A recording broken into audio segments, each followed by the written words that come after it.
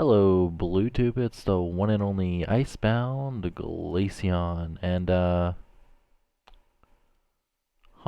I don't know. um, Hello, Bluetooth. There we go. Yeah, I don't know. um, I think I'm making a thing. I don't remember. Challenge builder. The fuck is this? Oh.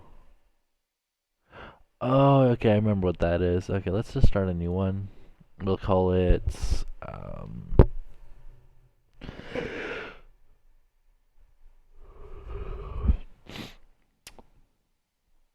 um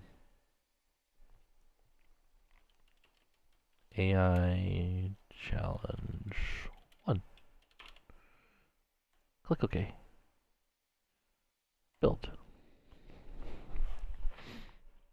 Cool. So my plans for this is to either make 2 levels, a level, or all of them. If there are more than 3 people watching when I finish the first one, then I'll make the second one.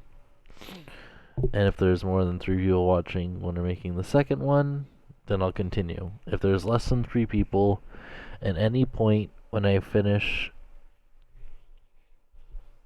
a stage, making a stage, I will just, pretty much finish the stream. As, I don't know. I'm just lazy. Okay, so first thing we'll need, we have slash help, right? And then there's enable store clients, store toilets, false. And we can't go back. Enable store hand book false. Oh, you son of a bitch.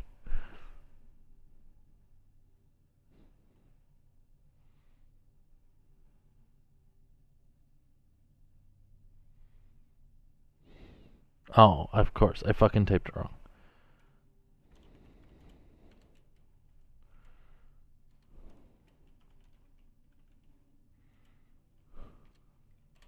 There we go. Enable like tool false.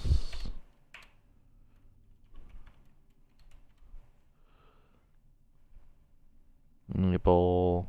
Ooh, should we let the person put the thing on the lift? Ooh. See, here's the thing. While the challenge is going, I don't want them to be able to put it on the lift. We will allow a paint tool. We could also just give them a paint tool as well, so they start with a clean inventory.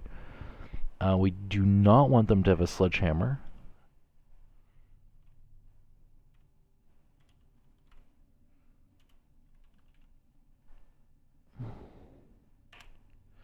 And enable. Enable. That's weird. They can have both those open at the same time. Enable spud gun false. Okay, so we will make a player start, and we're just gonna quickly save and test. Okay, so we have lift, paint tool, and weld tool. That's all we want. Okay, so now we can stop test. So that should be good. So we have a gold platform, we have a build platform, and we have a player start. We do not need that. I guess we'll use those as well.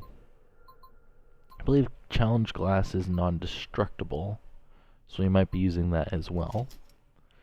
So there is a device I want to make. So for now, I think I'm just gonna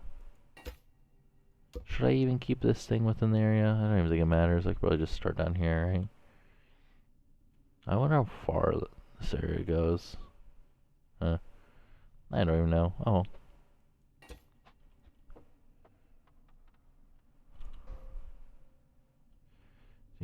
Do.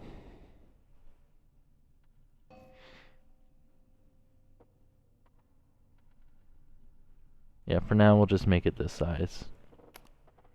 Once I get, because I'm gonna make a pseudo randomizer, so it won't be like, you know, anything amazing, but it will be, I guess. Well, would it be? I'm pretty sure it'd be considered a pseudo randomizer, not a complete randomizer. Because the way the scrap physics work in this game is, well, it's inconsistent. So taking advantage of that and making a randomizer out of it, well, oh come on, there we go. Would kind of be pretty cool. Oof.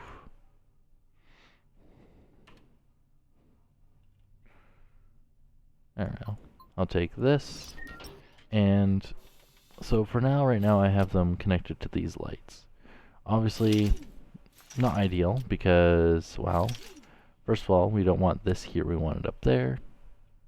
Which means I might as well just remake an entire design, or a whole new design anyways.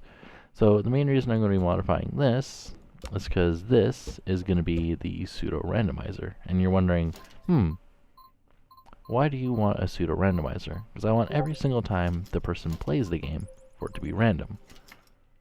And who messaged me? Oh, okay. Never mind. I is weird, forgive me. Okay.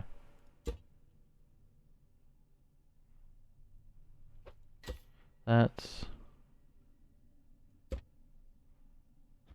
and that. So, the nice thing about doing this kind of setup here is we're not even going to have a button, right? And we don't need to do anything fancy here. We can have it go directly into that, right? And unless... yeah, because we could just put the sensor... well, I guess we could have this one have the sensor like that. Yeah, I guess that's fine. Let me just... oof, the inventory lag. Okay, so we do want to weld that to there, and we want to just delete that, right? And we also want to delete that and that. So now we have those sensors in there. I might actually just make a completely new setup. Yeah, because I had 5 in there. I believe I'll need to do 8, which is, you know, whatever. As for this, unless I'm doing something else with this, that doesn't even matter. I believe there was a different way to do that as well, if I remember correctly. Oh yeah, so since we have the piston there, there's a nice little trick we can do. So if I put on this and hook it up into there, and I push it, right? We can actually extend that. And the cool thing about extending it like that, right, is, you ready? If we put, say, a block, let's just actually give it some mass, you know, just in case. Right? As I said, just in case it decides to, you know, go on an adventure. So if we do this right here, right? And let's say, I don't know, we extend it by 1 block down. So let's just... should I do it by a little bit more than a block down for now? Just to do that. And do that.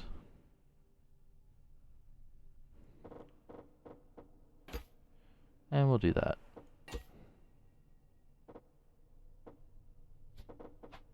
Cool.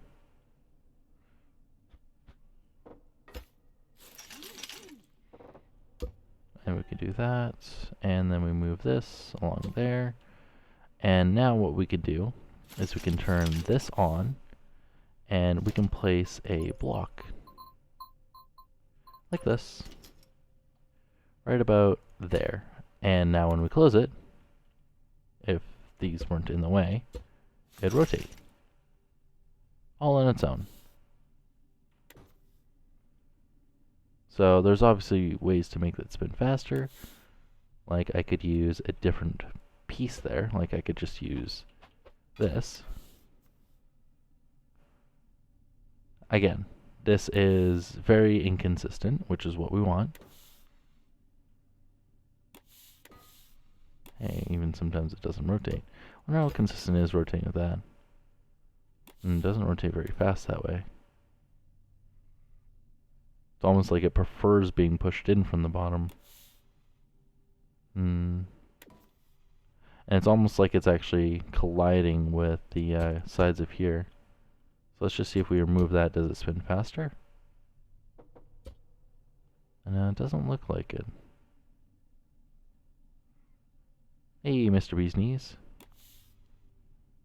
I'm going to try putting this on that side there, see if that makes any difference. Nope. How about putting it there?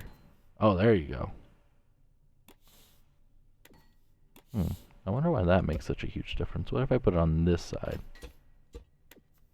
Oh, whoops. Yeah, I gotta put it like there. Derp. Okay, so now what I should be able to do with that is I'm actually going to delete that and that.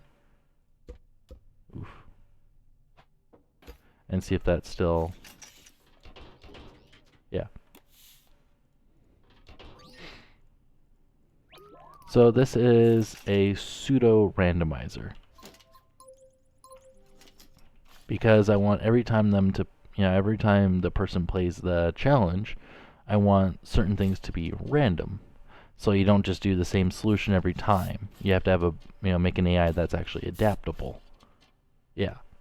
So we'll make this simple. We'll go gray, yellow, green, that,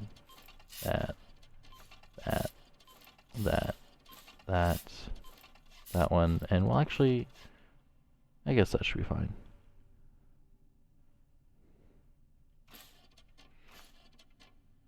I feel like yellow is there twice, so we don't really need that one there. So I could just do that, right? Just so we have a nice little rainbow there, except for we have 2 colors of blue, because there's only supposed to be 7 colors, not 8. But I guess I could just do gray, but whatever. I could do black there, but meh. Yeah, it should be fine. What's with the K wheel? Lol. Okay. So I'll also rely on how... Yeah. So by default, this is going to be spinning. As soon as you load the world, this will start spinning. Right? Which means, unless you start the level at the exact same time, right? You'll get a random result. And since this game's inconsistent, right? It's going to be pretty much random every single time without, failure. So that's why I'll be using this. I'm going to glitch weld 8 sensors right in there. I could obviously just put 8 sensors in, but we'll just put in 8 into one block just for convenience, and I'll just have a bunch of logic gates coming out. Alternatively, actually, the easier way to do this would literally just to put sensors. Yeah.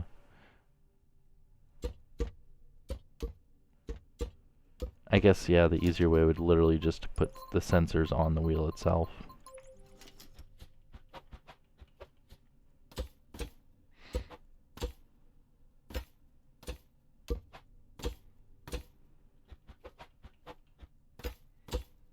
And then just put them on a distance of 1.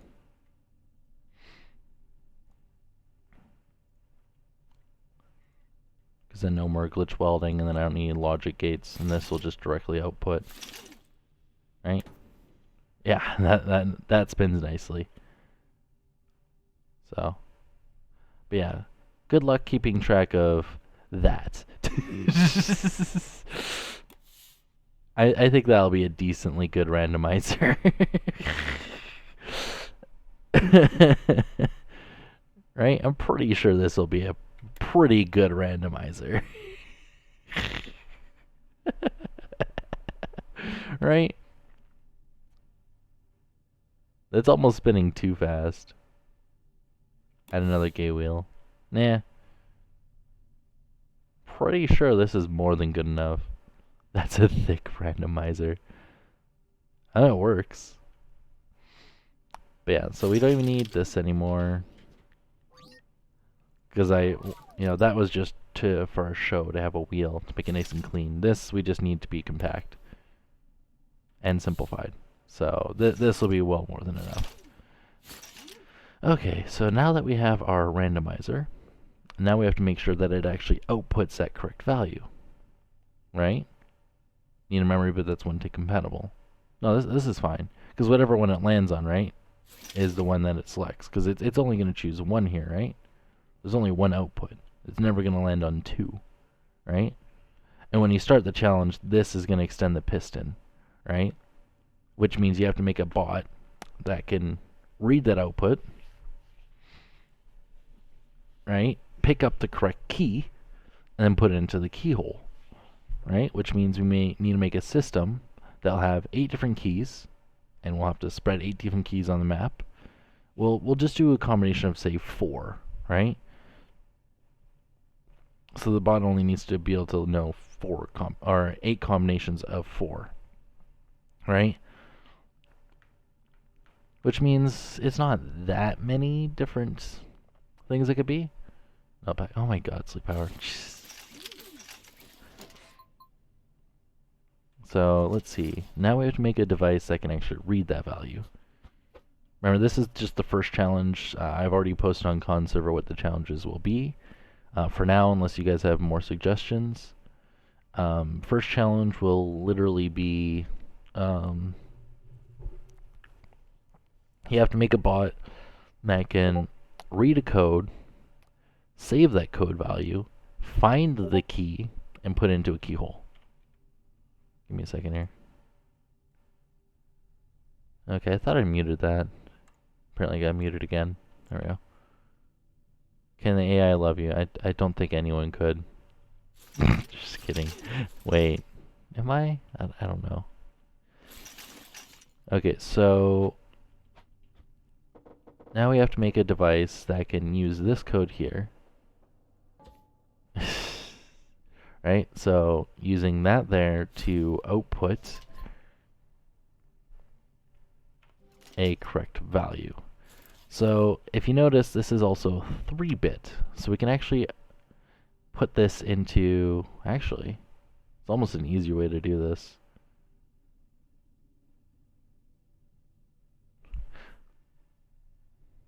Because see, there's oh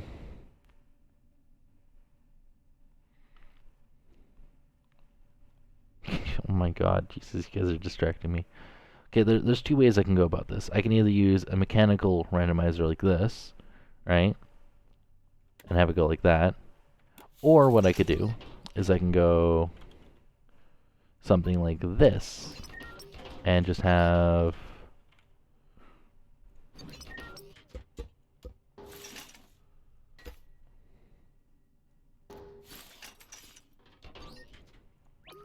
actually I don't even need that. I just need to disable that, and that, and then just knock that up into that, right? And now we just hook this up to a switch.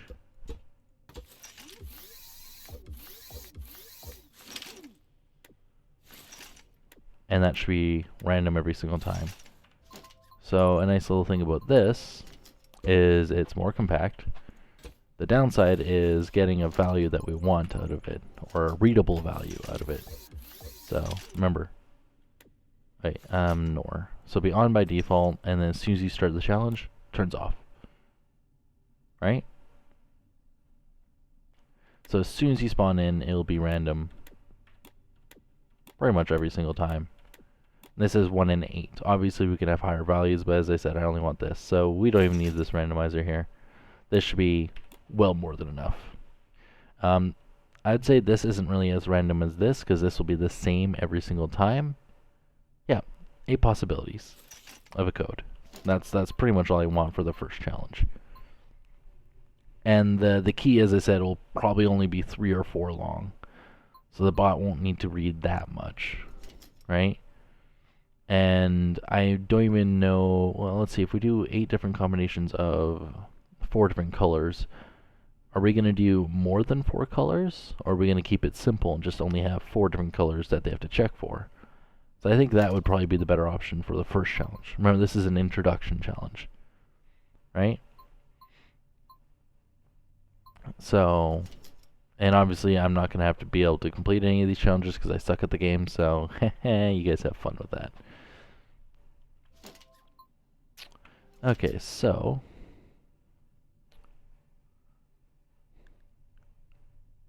does it have a 0, 0, 0 value? Well, it'd be 0 to 7, right? And the easiest way to get, you know, the 8 different outputs of, well, I guess, no, it'd still be more compact to do it this way. Right, because you need 3 NORs, and then you need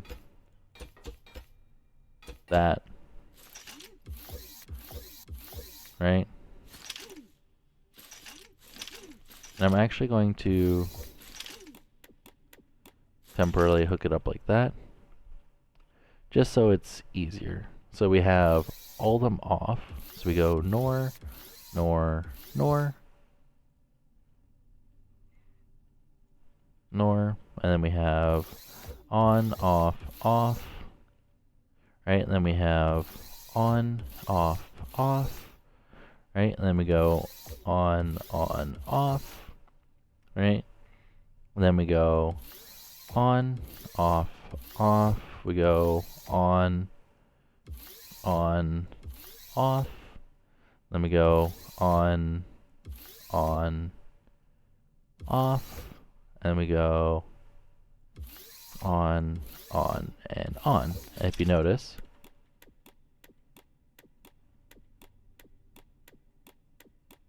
see? Cycles right through. And this should technically be more compact than this.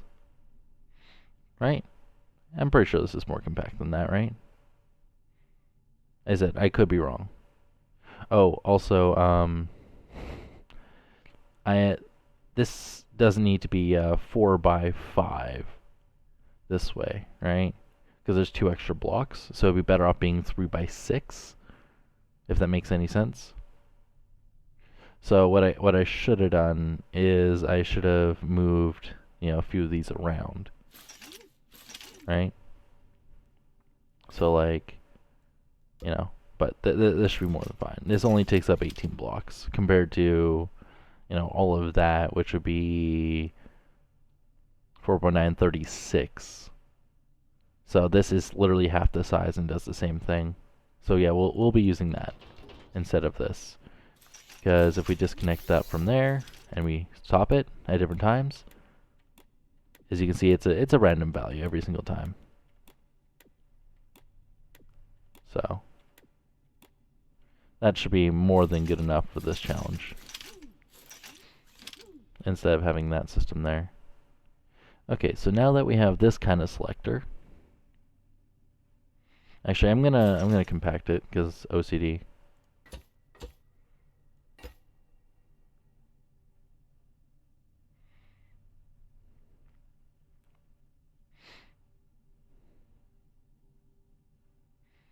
Yeah, because 3 by 6 would be the...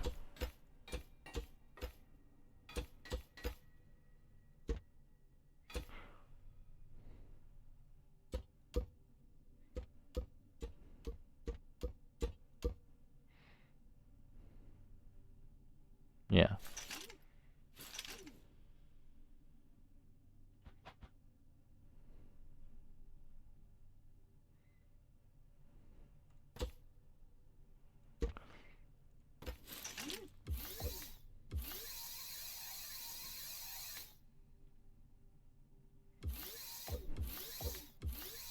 Wait. I only need to put it into that one there. Yeah. So then I need to connect that into there. Yeah. So just into this makes it random, and then otherwise it's not. So I'm going to do a spiral pattern like that, because I'm weird. Or, wait, do I have one extra block here?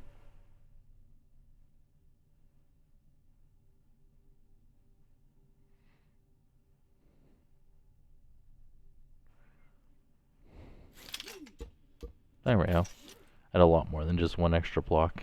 Oof. Okay, so then we have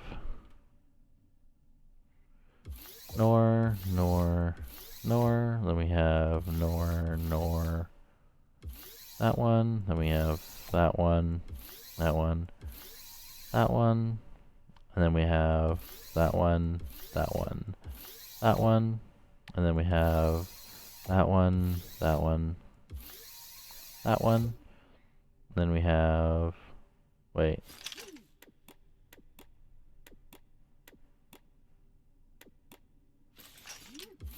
That one, that one, that one,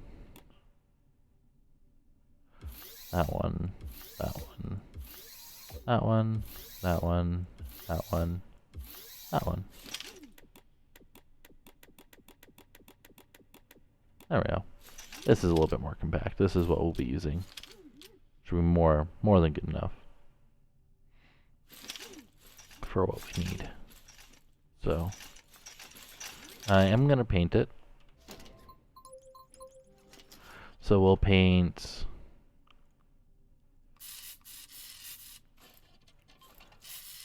and then we'll go that. We'll go output. Actually, output is always red. Input is always green. Those are always going to be orange. And then those are always going to be blue. Because I'm weird. Hey, clock, welcome. But yeah, input green, the bits blue, the comparing value orange, and then red will be output. So yeah, it's not too bad. Should be easy to figure out.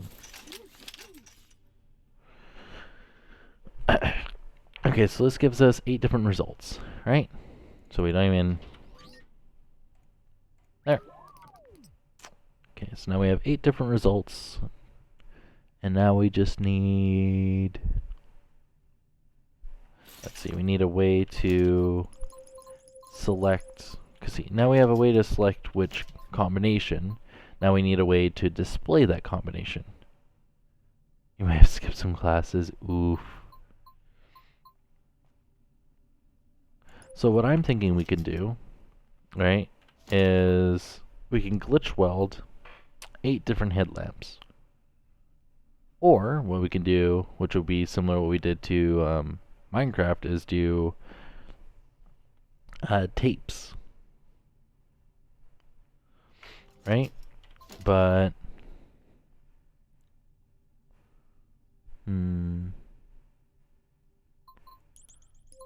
because what I'm thinking, I'm just gonna make a dummy little thing. I don't know if this will be a good idea, but I'm gonna try it. So we're not even gonna use that. I'm just gonna use wood and slope pieces. So we're gonna do 1, 2, and 3. We're gonna have a nice little thing right here. I'm gonna put it right about there. And we're gonna have this go across 4 blocks. Right? We're gonna go like this. And I'm actually going to hook that up into there just so it locks.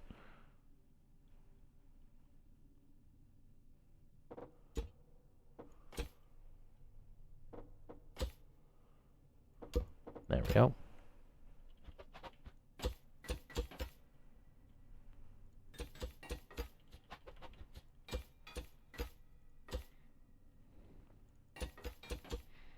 And what, 360 divided by 8 would be, what, 45?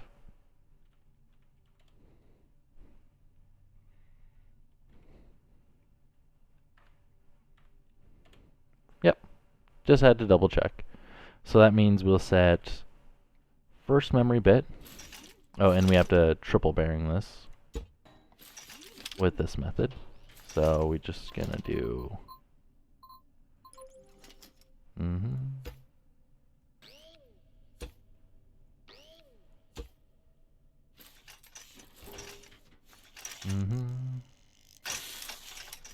Cool. So then we go that, that, and that.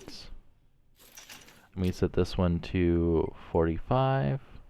We set this one to, I believe, 90. And this one to 180. Right? And then we have our little screen right here.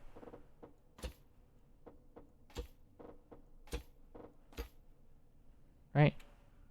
And this will display what they need to see. Right? So this is what I'm thinking to do it, because then obviously we just need to... Actually, we don't even need any of this here if we do it this way, which saves actually quite a bit of logic. So we could either do it this way, right? Or if we're doing only 4 different colors possible, right?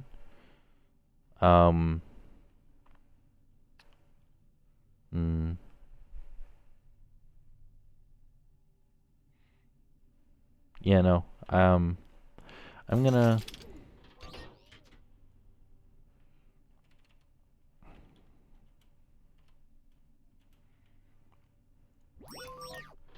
So I'm just gonna save that before doing this.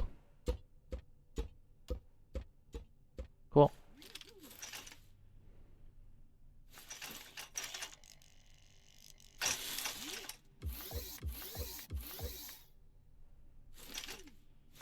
So it's gonna hate this, but when I turn this on, oops, Twink. And that should be, yeah. So then we can just do this.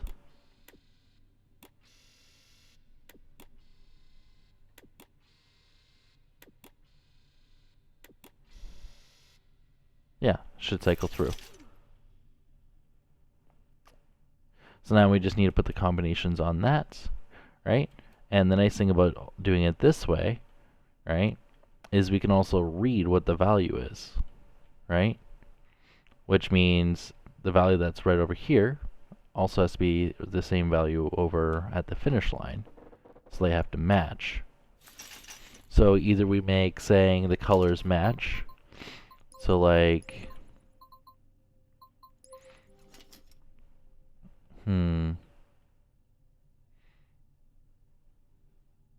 I could just offset it by 180, but that'd be dumb.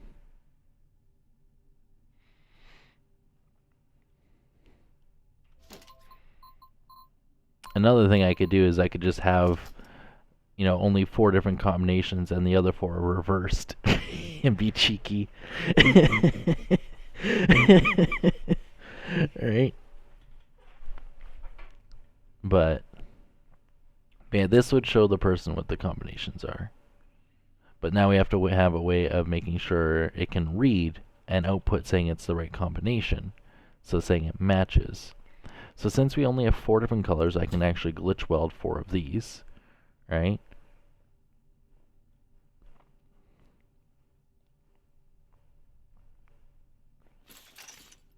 Okay. Which means I need 4 on here, 4 on there, and have an AND gate.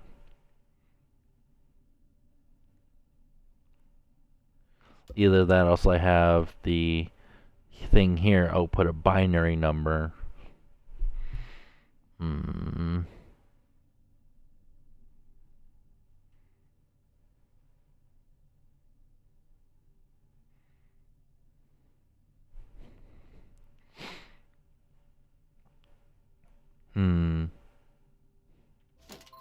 Yeah, I'm thinking of just doing 16 sensors.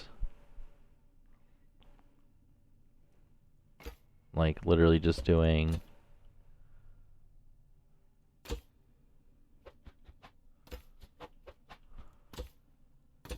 like that, but 16 of them scanning.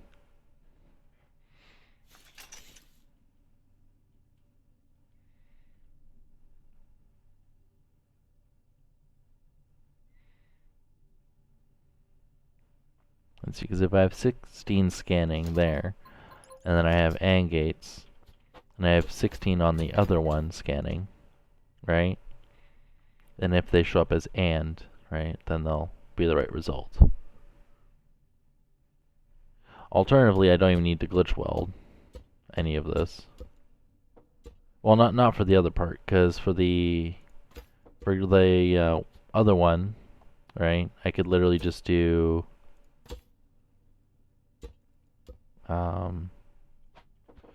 do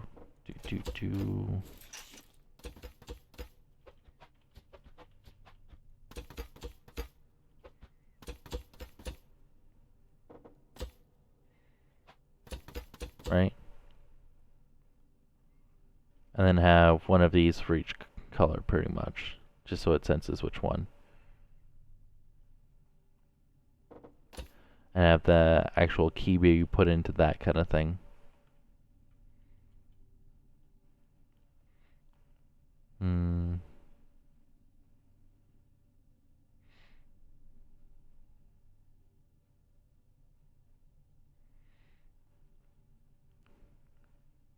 I could also try to make, smaller keys just to make it even harder. Is you can put 8 different colors onto a 2 by 1 by 1 tiny little thing.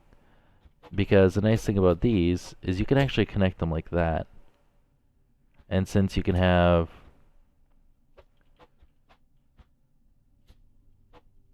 all those,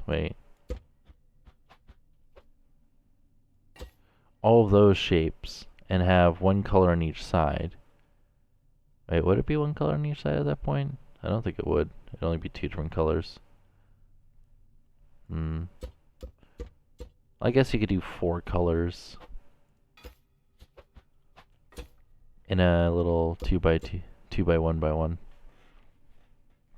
And then you'd have to have it so it's rotated so you could drop it, but I think that'd be a little too hard. So I think I'm just gonna make a key like this, so. Unless I wanted to make fancy keys, but meh.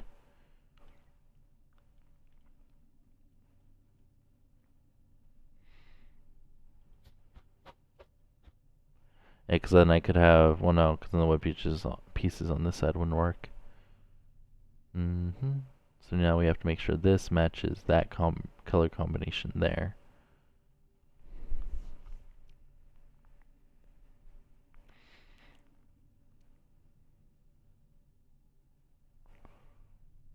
Oh, what a wonderful world.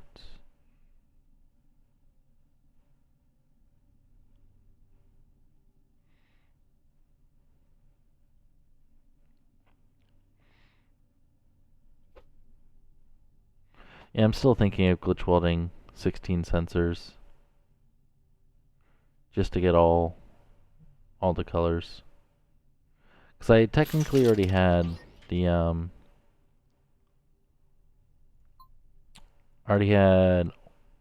those right there. So I could just take that little bit so I don't have to glitch weld it again. Right? The problem is now I can't get an output out of that. So, yeah.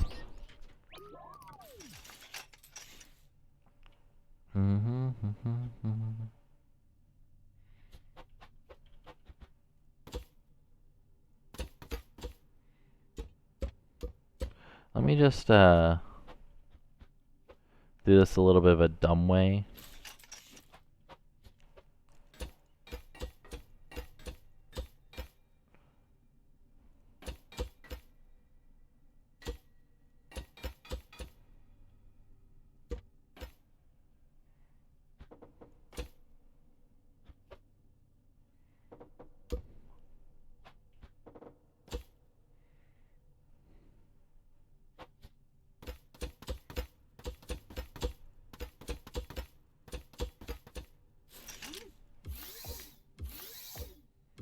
There's probably a better way of doing this, but meh.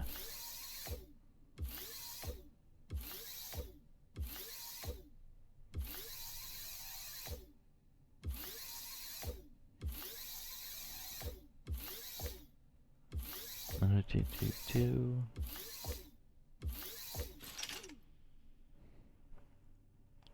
So we'll do yellow.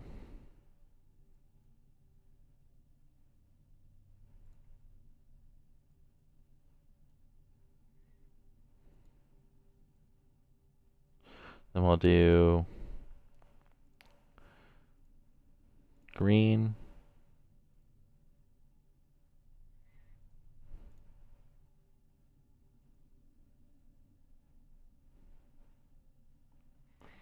And we'll do blue.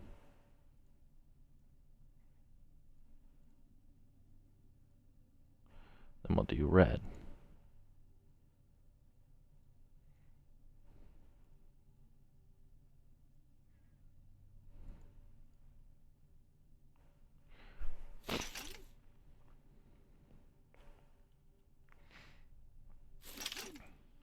Then we just have to push these all into one block, hope they still work. And again, I could push these all into one block as well, but then I need an output like that. And I'm already having to, do this, which is already more than enough. So now we do yellow.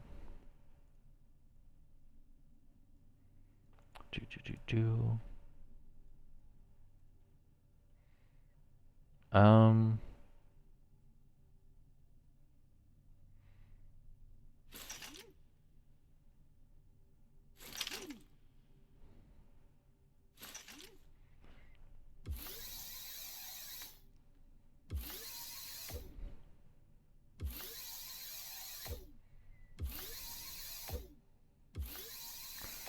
and the next one is green.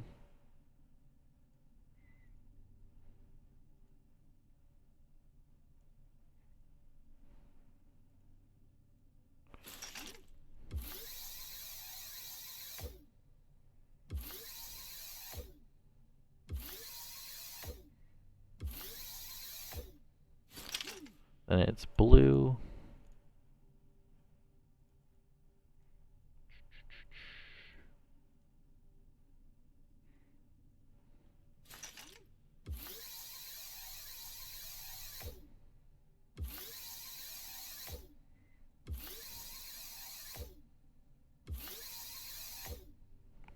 And then the last one is red.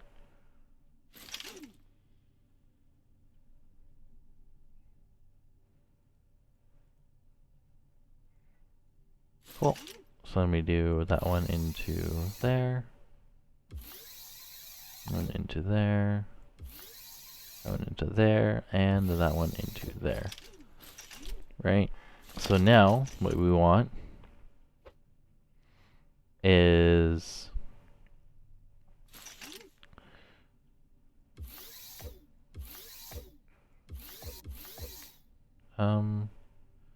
okay, so we want it to be pretty much instant, right? So we'll do that into there, then to there, then to there. Right? Or no? God damn it. A lot of midges are coming in. Oof.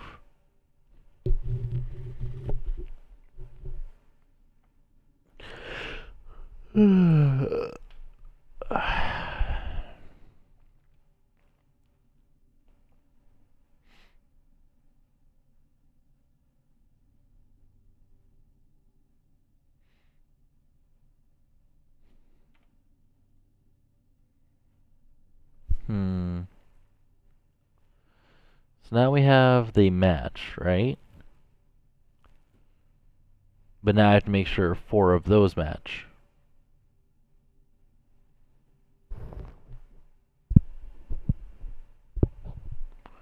Right? Because, like, if this one's lit up, and we have a random pattern on here, right?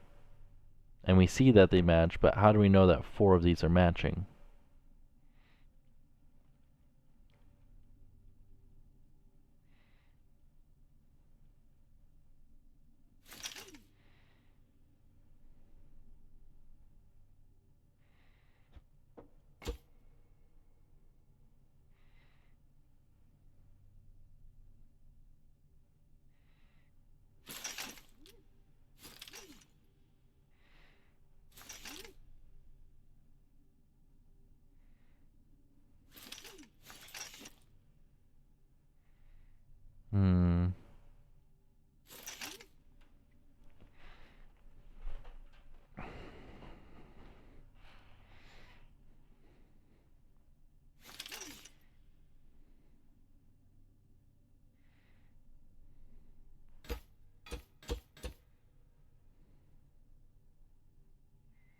I'm gonna do this the lazy way.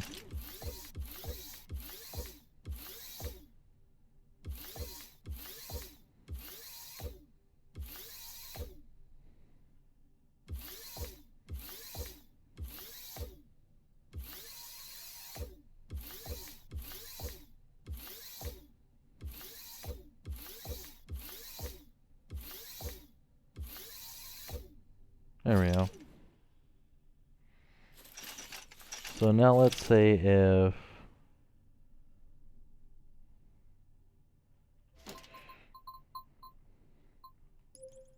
well, we're gonna have to push these all into one first to check to see if it works. But this should be the output saying, you know, it works. Because if all those, because remember, you have 4 different colors, or four of the same color, only one are gonna be active at a time, right? So you need any of them to be active and matching, right? And as long as one of each color matches, right?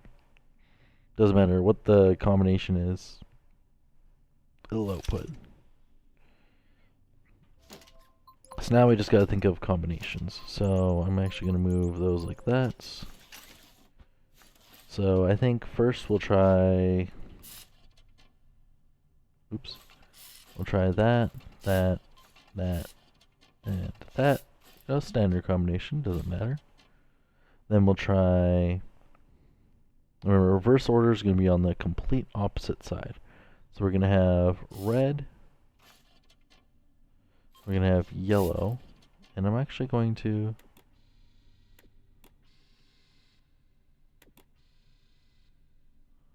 it still lines up, yeah.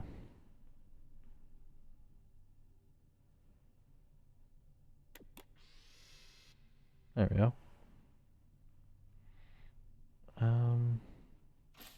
Then we have green, and we have blue. Right?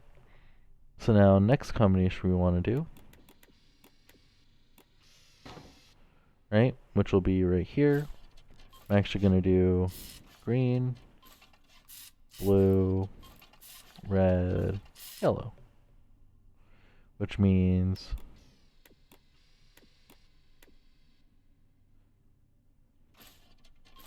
green, blue, red, yellow. Wait, no. Yellow, red, blue, green. Much better. And I believe this should be enough different patterns, I guess. I don't know. Doesn't really matter.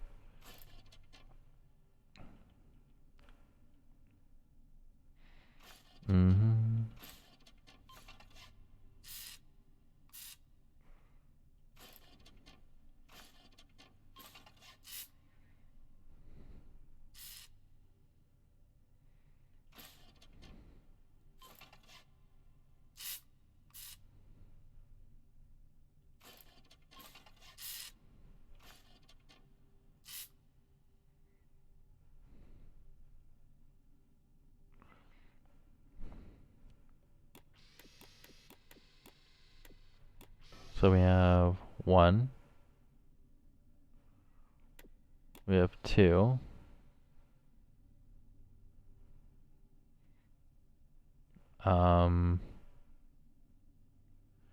That's not in the right position.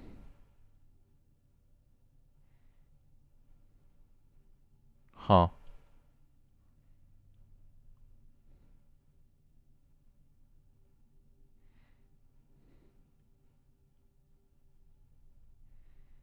Let me just like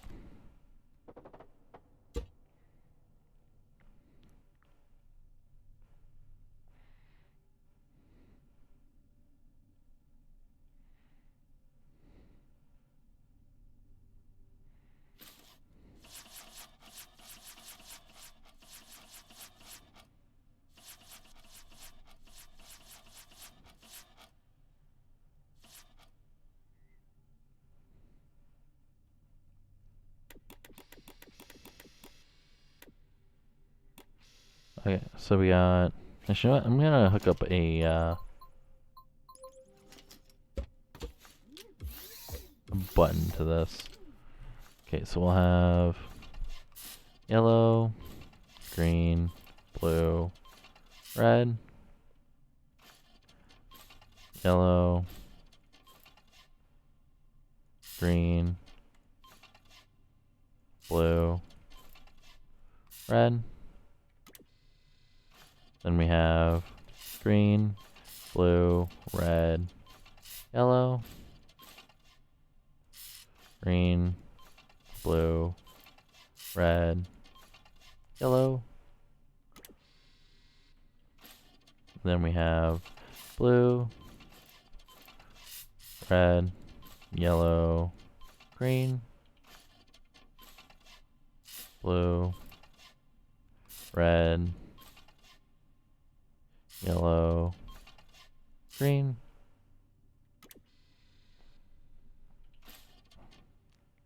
And we have red, yellow, green, blue. Red, yellow, green, blue.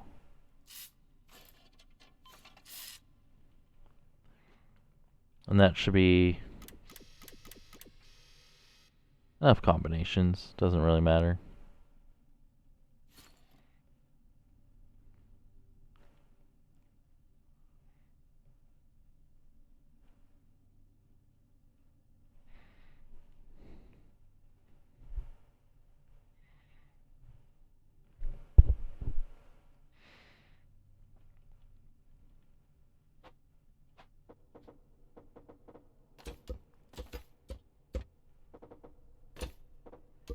Cool. So based on a randomizer, which we'll have this on a switch for now. Right. We'll have it randomly select a color right when the round starts. And then the person has to put that color, find that key that matches that pattern. Remember, there's going to be keys faced in the inverse direction because I'm an ass. And then they have to match it.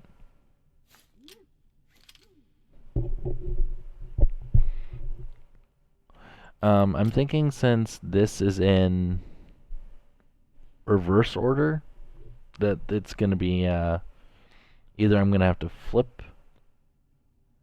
Well, no, it should be fine. Wait.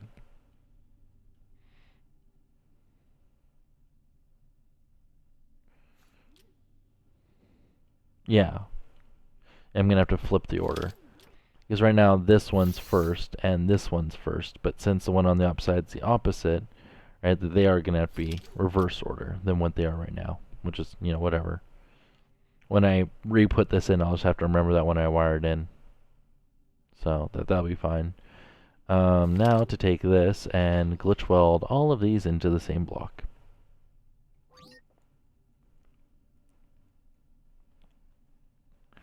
Key. Which means I have to repaint 8 different keys. Cool, so now let's go into Blueprints, Tools, Open, which means this thing will be making a hell of a lot of noise when you first spawn it in. Well, no, the thing, wait. I just noticed a problem here. If the... Give me a second here.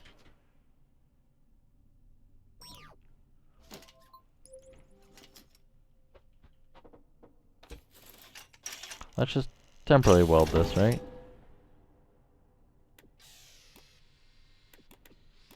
Right? Random value, doesn't really matter. Let's take a player spawner. Player start. Again, off the ground so we can detach it, whatever, later. Then we have a challenge starter, which will also hook up into that. Right? Save and test.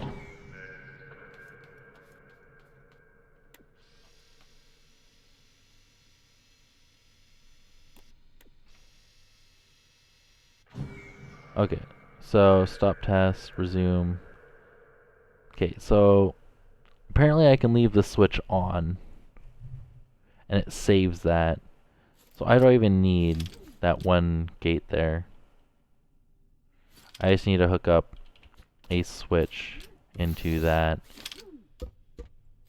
right? And just leave it on. Save and test. Now it's random. Oh, whoops. Is that doesn't make any sense that it, yeah, it starts at soon as you, huh.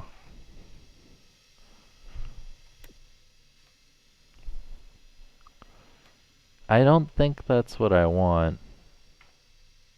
Stop test, resume.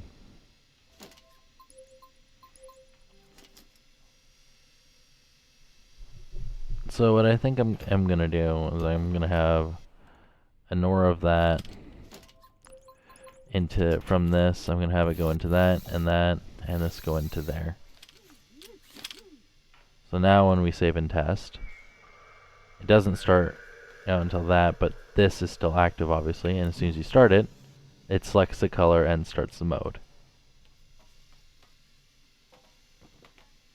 So I guess you could re-randomize the,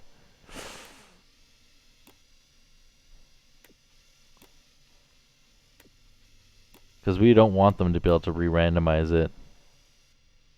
So a little failsafe I'm gonna have here, and this is gonna seem very, very, very old school, but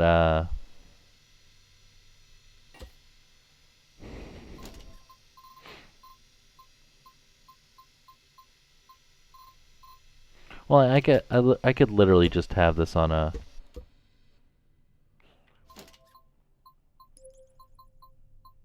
because I'm curious if this will actually still work.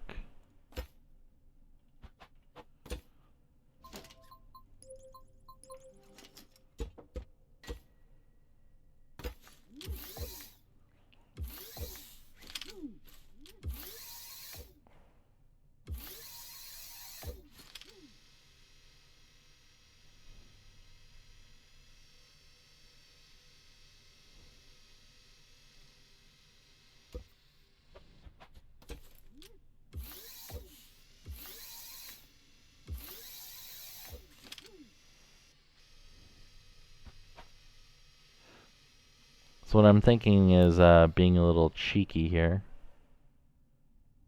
and just doing that, because you can't push a button through that, right? So even if you have this, you know, I don't want it to weld to that.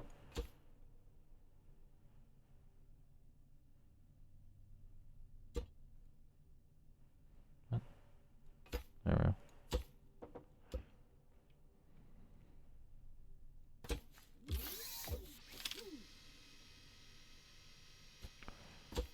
We could even just do,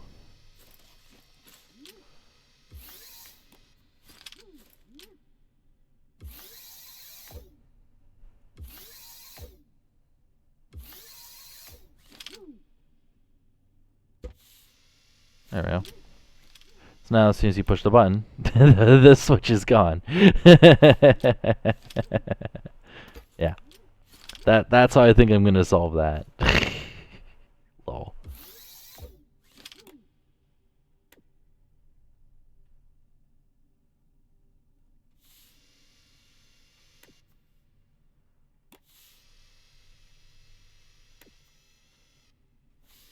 There we go. Right? So now we save and test, right? So it'll start like this, and as soon as we start the challenge, yeah. Now you can't. There's no way to push that in.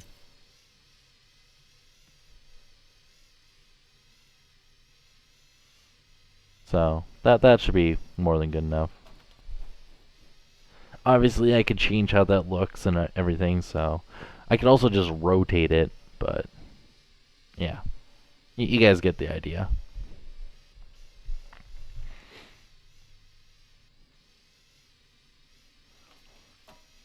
So, yeah.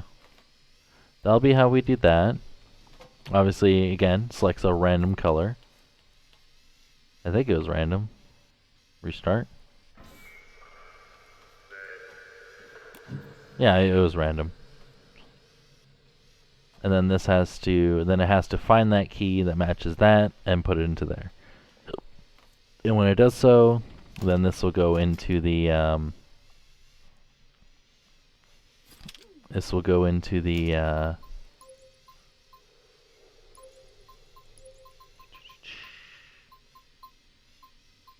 goal platform, which will have near, where the actual key thing is. Right? So then we'll just have this go into that. And we'll have like a random just build platform. Doesn't really matter. Don't need anything fancy for now. I just want it to work.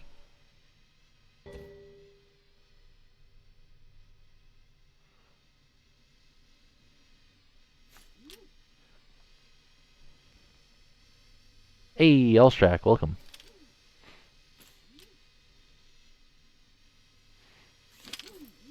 Oh, Elstrak, for your for the V6 engine, just for this, I was thinking I can actually move this stuff because you can put it down here. There's well more than enough space because you can even put it lower, right? You can put it right here. So you can push it in by one, which is I'm going to actually do if you're okay with it, right? So I'm just gonna swap which sides these are active on. So I'm just gonna have this go inwards here, right? Because there's more than enough space, right? So I'm just gonna have this go on this side, which means I can push this in by one, right? And then I'm gonna shorten it by one, because yours goes up one block higher than this, but it doesn't need to, right? So I'm thinking I can put all this stuff right here, right? All the timing stuff right on the front, and then I can lower it by one and shorten it by one, which would make it the smallest V6 engine. And the one I have saved here, you don't need permission for that? Okay. But yeah, no, it's not my engine. It's literally your design. All I did was put sensors on it. Yeah, so what I got so far here is save and test, right? So you have your build area. Obviously, we're going to have this a little bit farther away from that because that's goddamn annoying. Basically, even if you spawn in your vehicle, unless you start it at the exact same time every goddamn time, this will be completely random. And as soon as you start the challenge, you can't hit the button again. It locks in which code your vehicle has to pick up. So your vehicle has to drive by this, scan that code, say, okay, I need to pick up this color. Then it needs to find that color key, insert it into here, and if it's correct, this will light up, opening the goal. Challenge number 1. Good luck. And now to make it look pretty. I feel bad for whoever has to play this, because this is evil. But remember, this is just challenge number 1. Making a vehicle that can read a code, save that value, find that thing, then place it into a hole in the correct orientation. Because yes, orientation does matter. Yeah. Khan's logic challenges were fun. It's just they're too tedious for him to continue. So I figure, well, instead of, making those kind of challenges and making it really hard for people to submit, if you make it in the challenge editor, you know it's going to be vanilla, so they can't use mods, right? And you also know what times they finished in. So not only is it, it keeps track of what time they finished things in, it also tells you who finished it and when they finished it, so how long it took them. So sorting people, literally, you could just look at the leaderboard that way. So people just have to, well, I guess it'd be the honor system for you tried it once and actually won, lol. They should just make a piston challenged AI vehicle. Or a AI vehicle that's piston powered. Just rigged. Yeah, this is enough logic for a while. It's actually not that bad. The only reason I'm using 16 gates here is because I'm going to glitch weld all these into one block, and I need AND gates. So I think for a randomizer plus key checking to have a total of 1, 2, 3, 4, 5, 6, 7, 28 gates for all of that. That's not too bad. Only allowed to use pistons to move, yeah. I do want to make a walker AI challenge. But what I'm going to do, my next project after this, it's going to be a piston-powered, 6-legged walker with one engine. But I'm thinking of using 2 engines, just so one for each direction, but I could also just do one, right? But I don't know, I kind of want to do, I might just do 2 of my compact engines. Because they're not fast, and also I can use the different, sensor design to make it more consistent, right? But yeah, and just have one for each leg. So if you go forward, both of them will be going forward. If you want to go backwards, both of them will be going backwards. And left, they would be in alternations. So wouldn't be too bad. You wouldn't even need gears or anything. And the mechanism I'm going to use, I actually kind of, I'm going to be copying off of someone else that already kind of did it. He did, instead of piston powered, he did kind of an old system, but I kind of really like it. So, yeah. So let's see, you have build area, you have goal area, and we're obviously going to put the key in the gold area, or goal area. As much as I would love it so that your lift was disabled during this, I might just have to make it so you have to watch your vehicle do it on its own and you can't influence it, which means we'll have to have like a glass barrier going between, your AI vehicle goes here and you go this side kind of thing, right? So, but how do we prevent the player from going to the wrong side? The only way I can think is have it so the actual detecting mechanism is outside the build area. But then again, I'd have to make it so the door locks once the AI vehicle gets in there, which I might be able to do. I don't know if this sensor, does it only track players? Senses creations and players. Okay, so I could literally just place one of those to sense a creation going through the door, and once it does, it closes the door. So if you go in with it, you're trying to cheat, you're locked in there, good luck. So, yeah. That mechanism should be easy as cake to make. So, as for this, I'm almost tempted just to glitch weld it into the platform. I believe I can place it underneath so you spawn inside of it, but I will have to double check. Okay, so we do want to find the center. So it'd be there. And then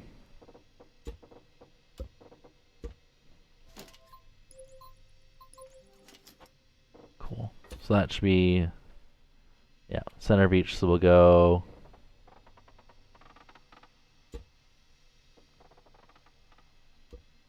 like that.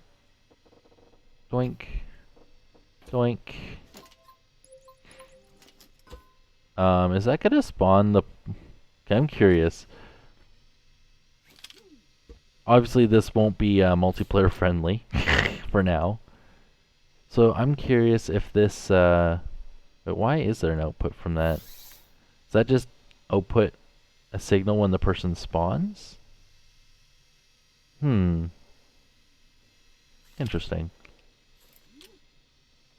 Okay, so this is currently off. Let's save and test. Let's see if we spawn.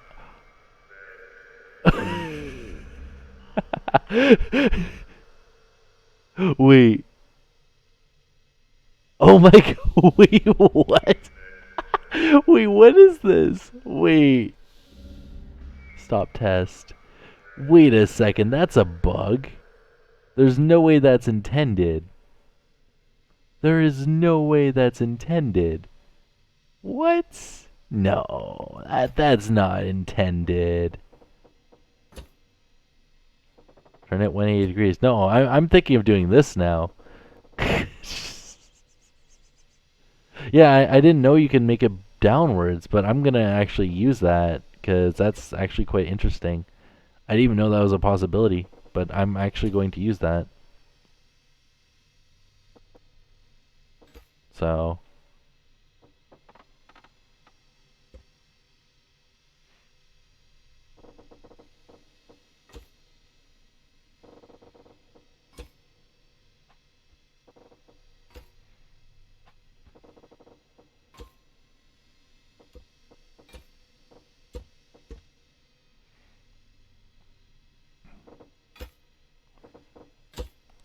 because here's the thing. If you make a thing like this, right, and it could literally just spawn you right there. Obviously, we can change the height of this, right? Or we could even just, make this a little capsule, right? But if you can spawn in the build area like that, that's kind of cool. So I'm gonna actually delete the one down here, because as I said, if you can spawn like that, that's goddamn amazing. I will temporarily, however, leave that little hole there, because I can always patch that up later, right? So let's see. Save and test. Do you actually spawn? Yeah, you spawn in the air, attached to that, able to move along that. That's insane. Okay, so obviously what I want to do is make a little thingy here. Just casually spawns you in the center of all this instead of, And if we do it this way, then I don't even need the stilts along the side. If anything, it's just there to center it.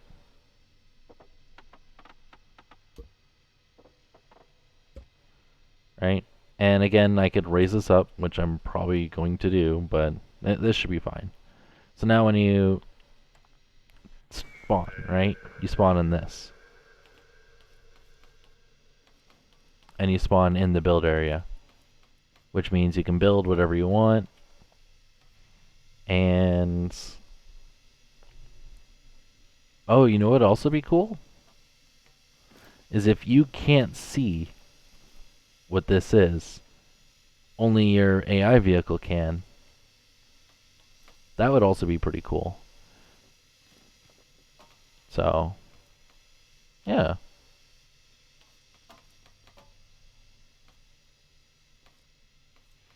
But then again, you can spawn lift in here.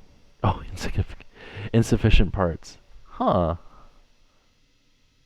Oh, it's because we're actually in the... Yeah, okay. Stop test. So, I believe we should give them infinite time to build it, right? Because that would be fair. As for this, though, I'm pretty sure all I'm going to do is just have this extend right across here.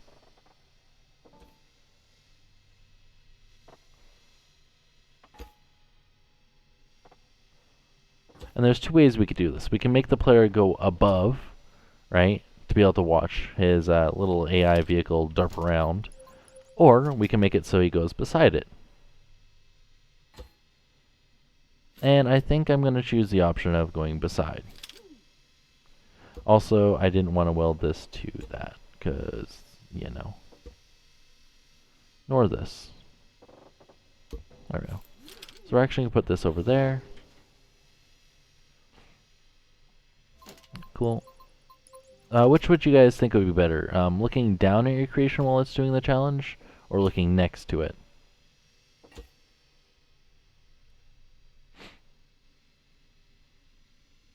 Like, would you rather go above and watch your vehicle from above? Or would you rather be watching it from right here?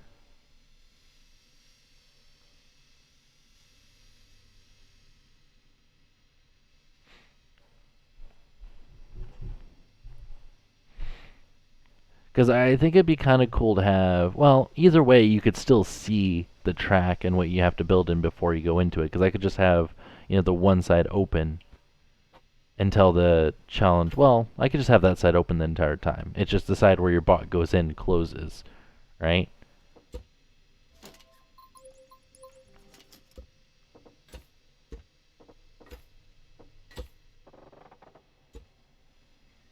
Also, we don't want to make too big of a door for the AI bot, because I feel it'd be a little too easy if we gave them way too much space to build.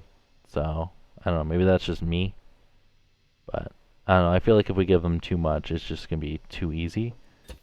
But then again, we do need a room for logic, so I'm thinking a door about this size should be more than sufficient, right? Like, if your bot can go in that, right?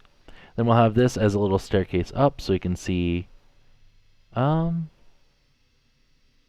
and then we can just have,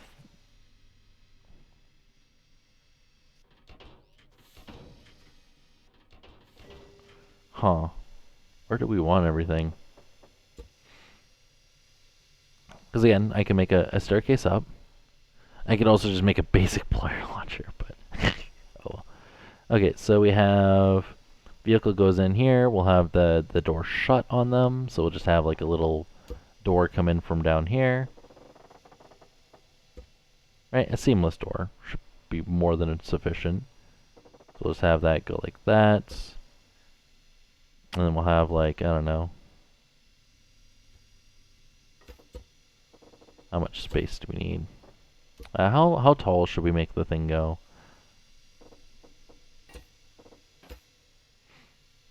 Is this tall enough for an AI vehicle? I feel like this is more than tall enough for an AI vehicle. Right? If your AI vehicle can't get in a garage like that, then I don't know what you're doing. Right? But that should be more than enough space, right? And also, this glass can't be broken, so that should be more than good enough.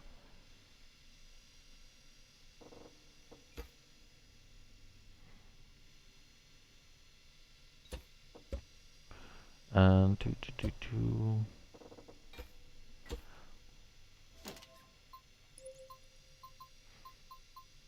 there should be a large piston right here. Wait, we can. Okay, game. I don't mind you being glitchy at all. Oh, I'm placing us in the wrong spot. Oh wait, I have to place it in the middle? Oh, that's dumb. Wait, is that oh, I guess, yeah, the pistons don't have collisions in general. So I could literally just do that.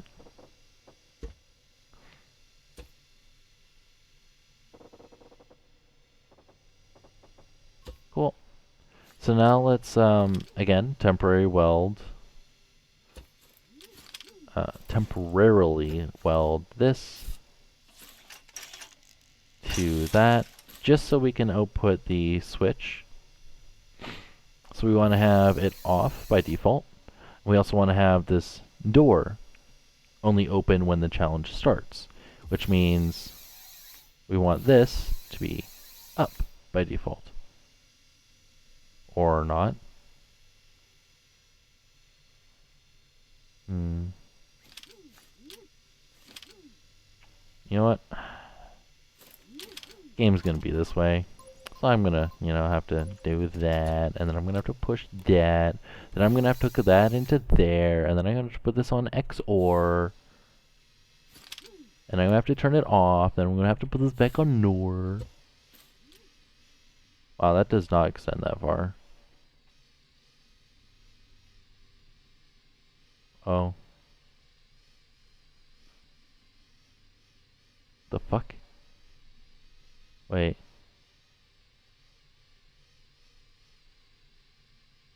Okay, so you have...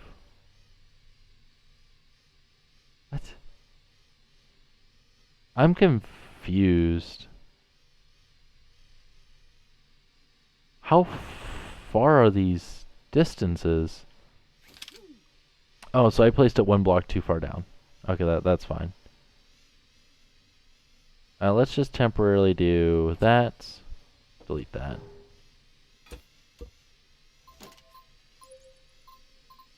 Which means I'm gonna have to, well.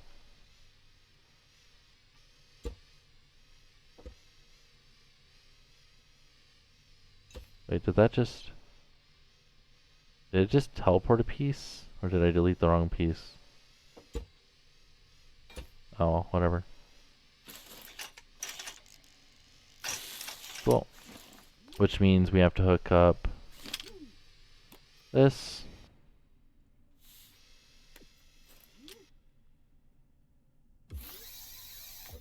And if we put that back on NOR, that should be all set up. And we put this on that setting. Nope. That setting. Cool.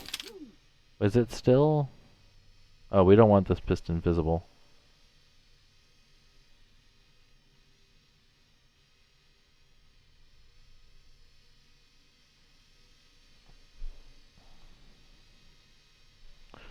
Wait, how far is it?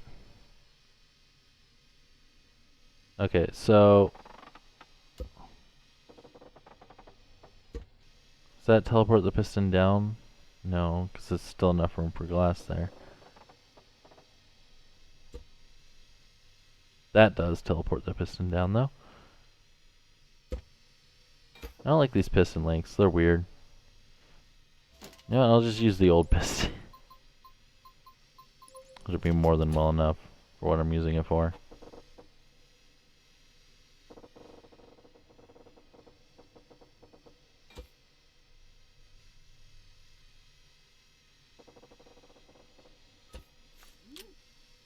So instead of just hooking it up every time, I'm just going to put it into a switch.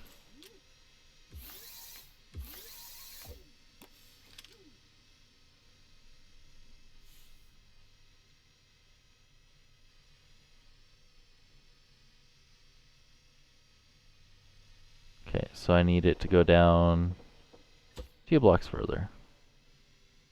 Which is what I originally had it at, so I don't know why it's being so weird. I really don't.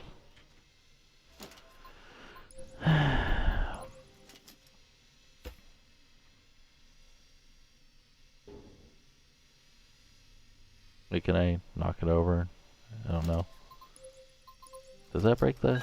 No, it doesn't. Okay. So it is destructible.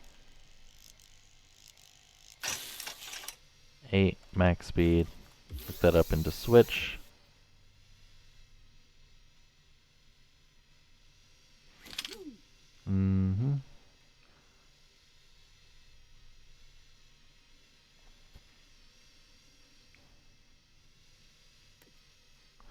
I kind of want to just do...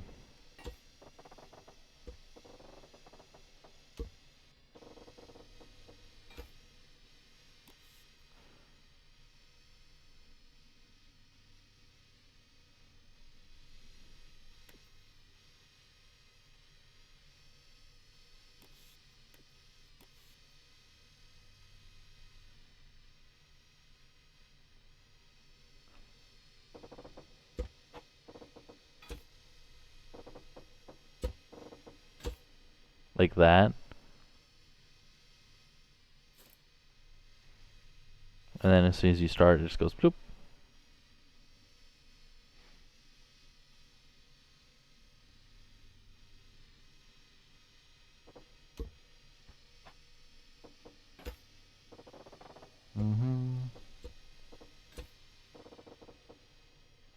Cool.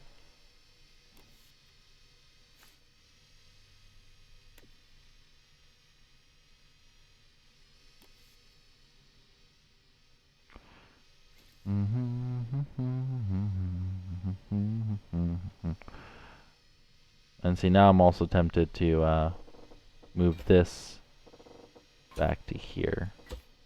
And then just delete all of that. Just so it looks like that. And then when you start it, it looks like that. Which means we can actually put this back to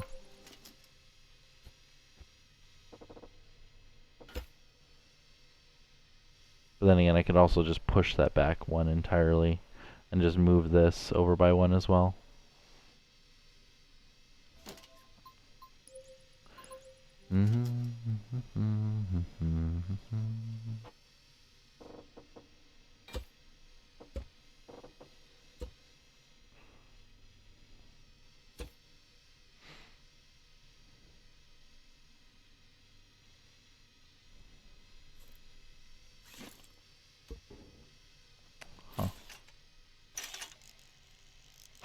Okay, which means I just need to make a hole in the floor right there.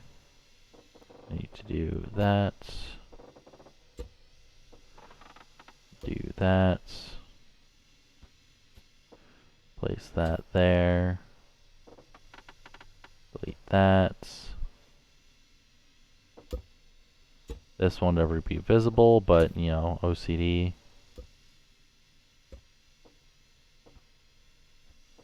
There we go.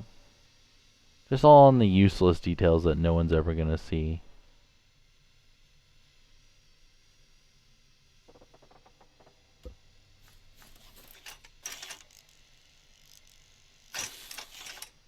There we go. So it's garage door and challenge start.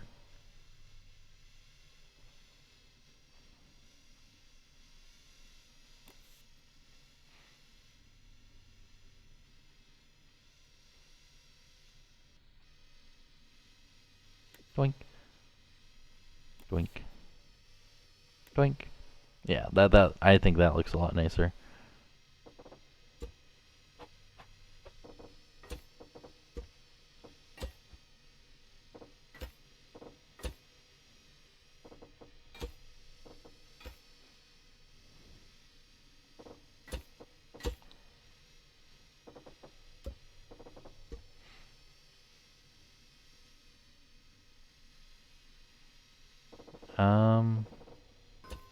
I don't think I'll actually use this area over here.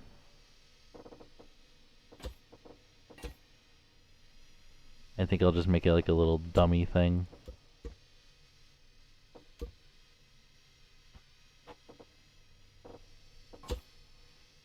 So, I'll just do that.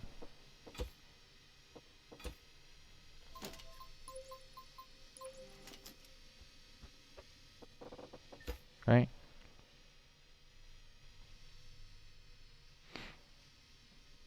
And we can obviously remove all of that over there because that won't be necessary. Because you spawn right here, we can obviously close all this in. It doesn't really matter what she looks like.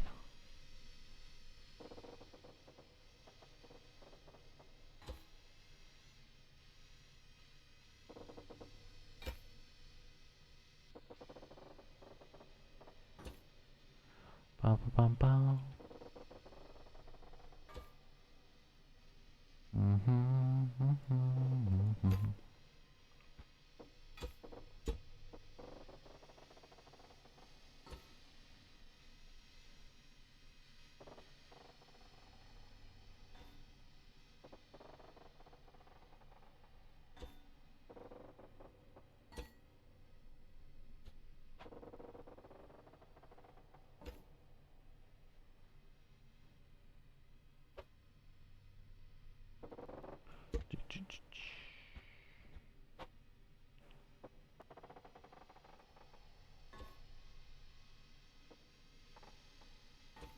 Yeah, I believe you can step anywhere inside of this area up here. You don't even have to be standing on there. So you should, right, be able to just, you know, stand onto a platform up here. But then again, I can also just move this up if I really wanted to, right? So we want a build area here, right, for you to build. We'll have this open up. We'll have it read a signal, which we'll probably put in the wall over here. We'll put a nice little ceiling over all this. So we'll just... I'll make this 4 wide on every side. Again, I could also move this platform up.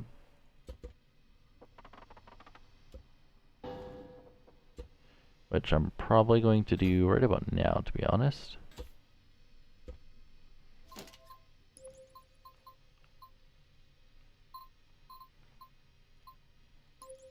Build, I need the gold platform.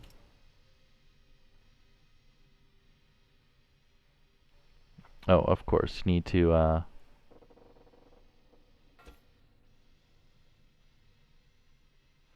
build it directly in the center.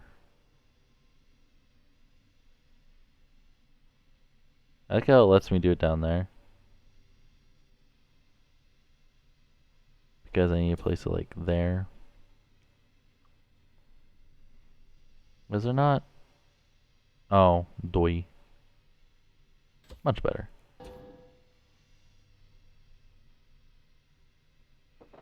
Yeah, this should be welded to the wall, yeah.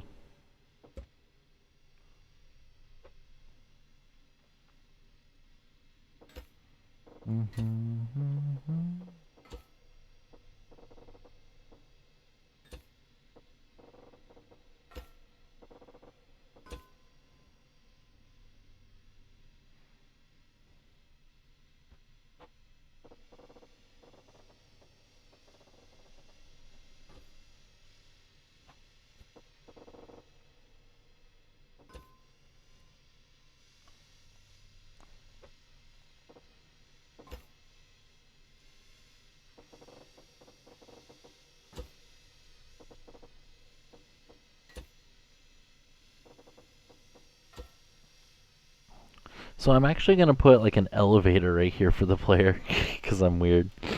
I figured that would be a lot cooler.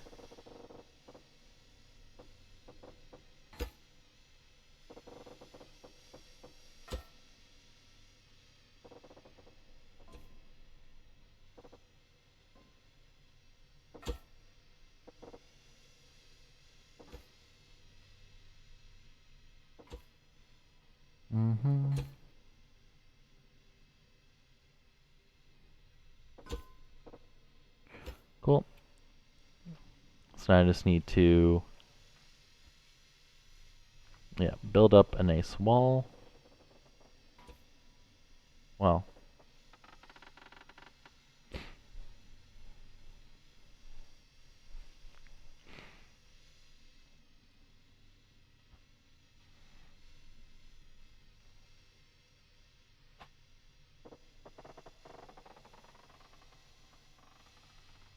we'll just do that for now. Doesn't really matter.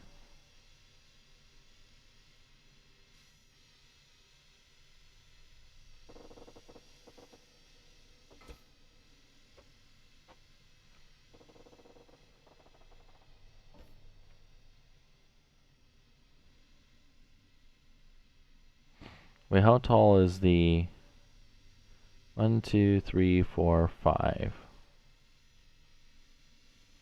1, 2, 3, 4.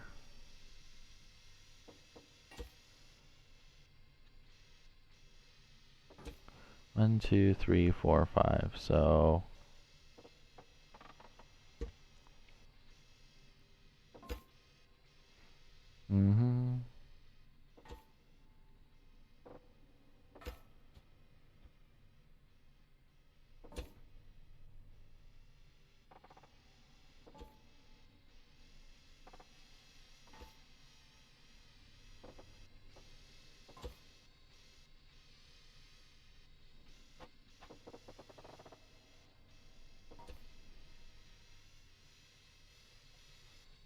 is this too claustrophobic at all, by the way?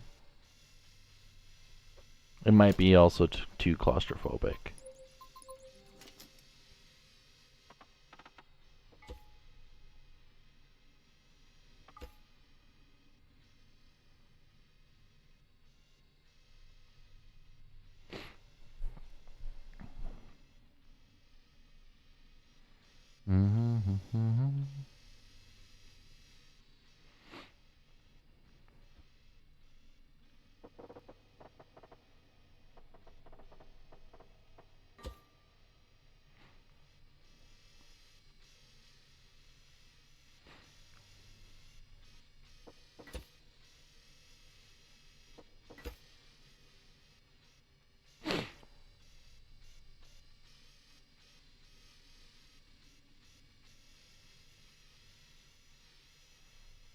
Well, then again, the building area, I guess I can make just a tad bigger. But when your bot's gonna be in here, so that should be fine. And when you're up here, right?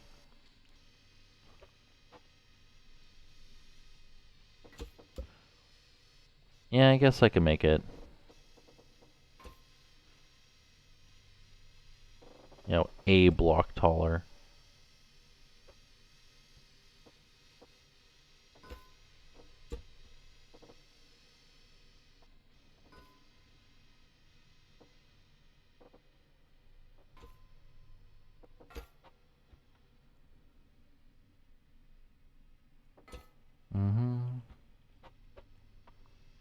I don't know, I kind of like short floors, except for in stairwells.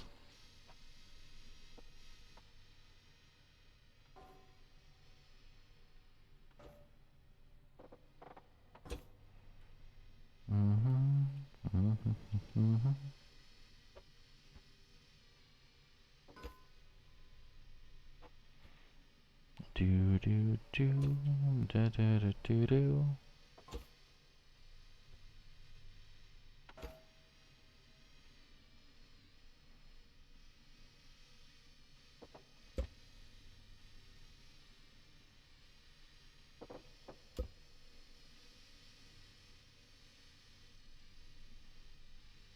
Wait, did I remember to weld this to...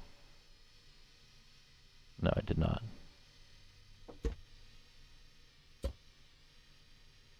Now it is. Because I honestly don't need any of that.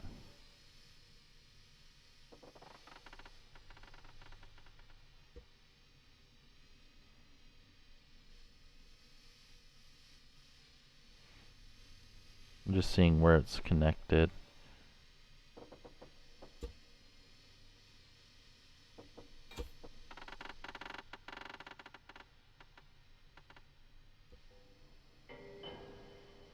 Yep, there she goes.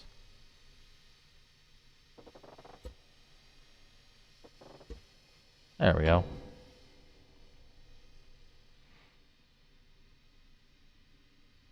Which means I can actually weld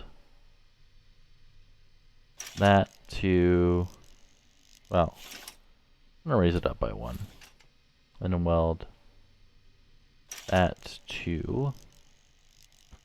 There.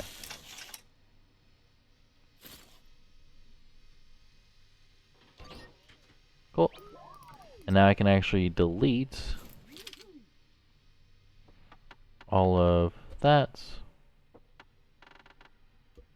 All of that. All of that.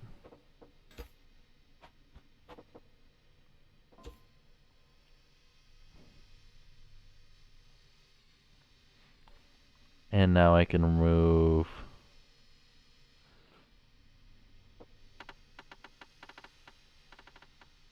that, just to give the player a little bit more breathing room.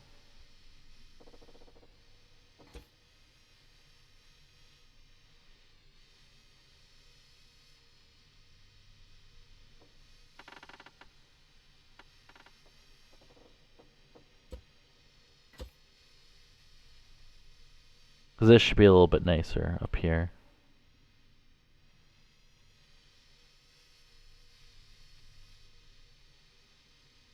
Oh, because I welded everything 1 block over, it changed what all this looked like. Oh well, whatever. Does the door still work? Perfect.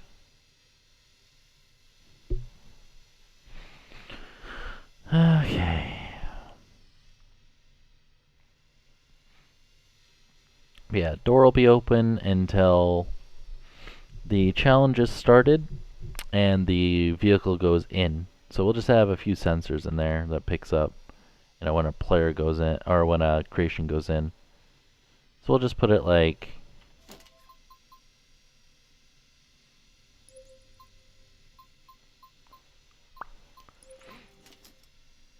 probably like there. Oh wait, I need to put says on the other side.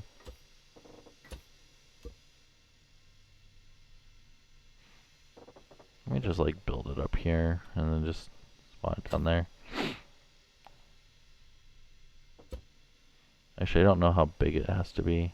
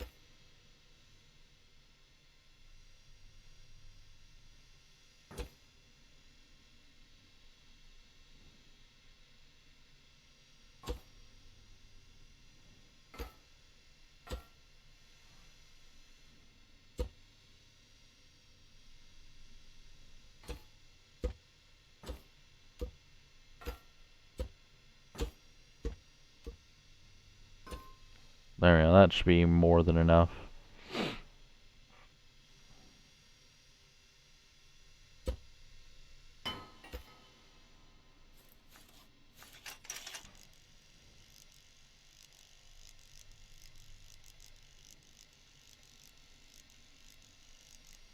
There we go, so we'll just...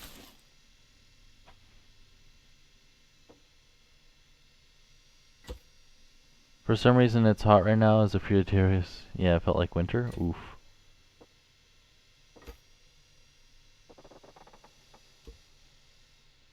Interesting. There we go.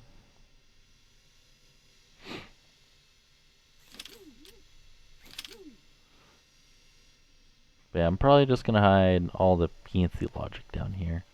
Which isn't really much. It's literally just any of those plus that switch there.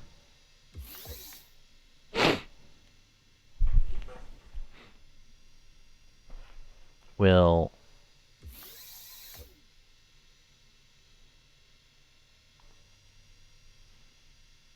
oh wait, I actually want that to be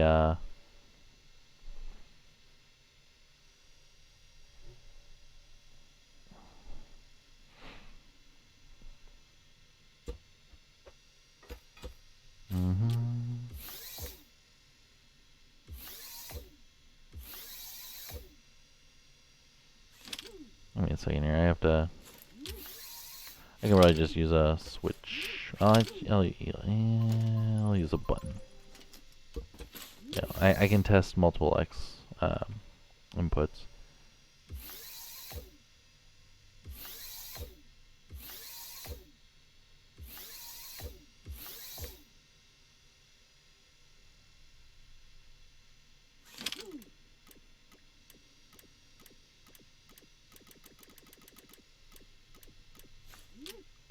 Yeah, what?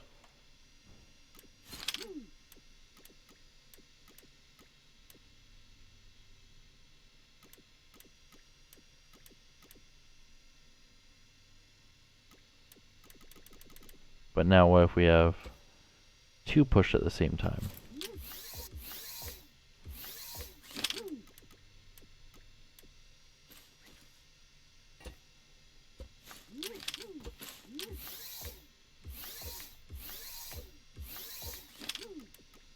Okay, so we want NAND. Nope, NOR.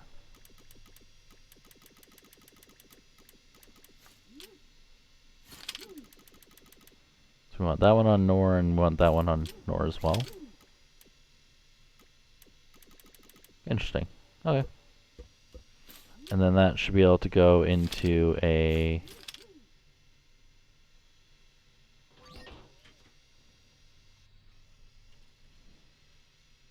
Oops.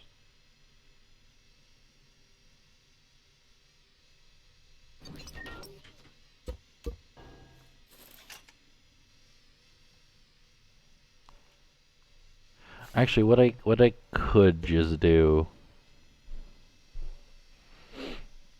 I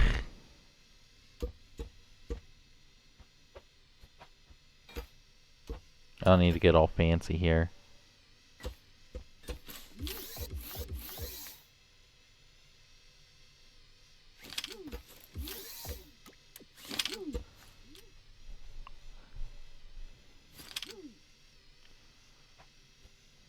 Okay, so we want the NOR output of that. And we want the OR of any of these.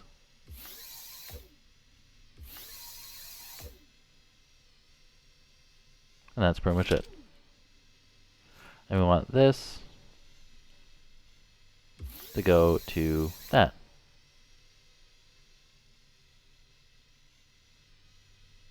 Actually, I wonder how this spawns. If it spawns incorrectly or if it breaks instantly. Oh, we'll see. And then we want the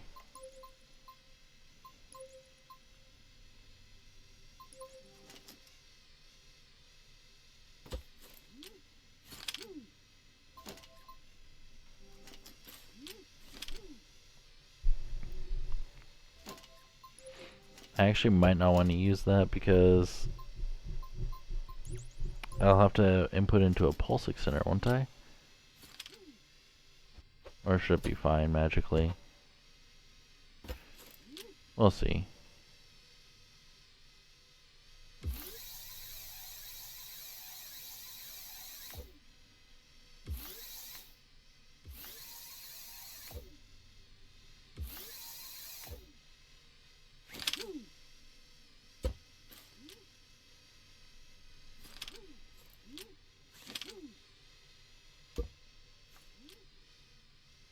Okay. Save and test. If it spawns, you can build. Right? Start the challenge. It didn't open. Okay. But obviously this went down. Okay. Stop test. Okay, so we want to do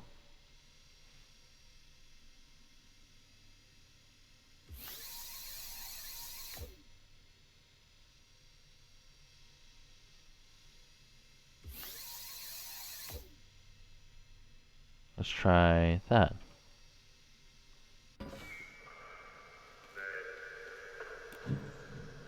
Still?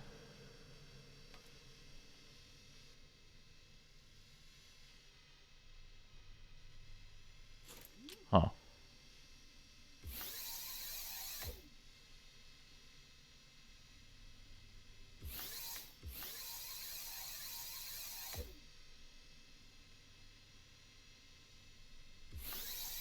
Oh. Doi.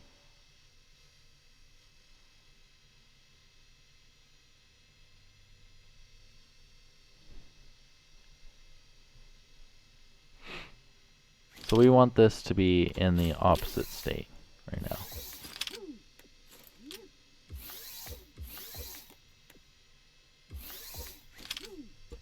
Right?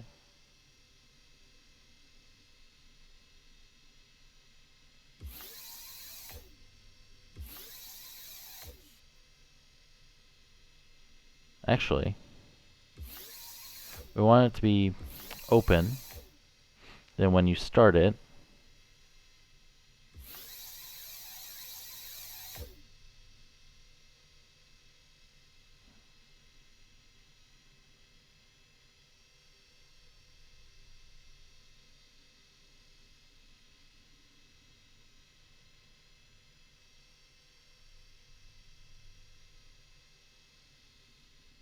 for it to go down.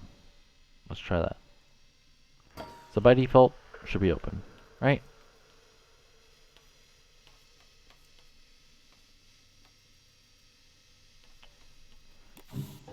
Starts.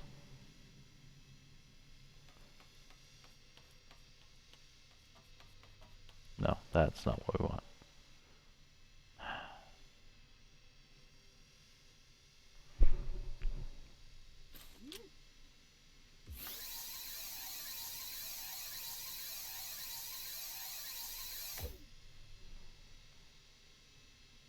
I don't know why I'm having such difficulty with this. It's like the basic fucking logic. God damn it.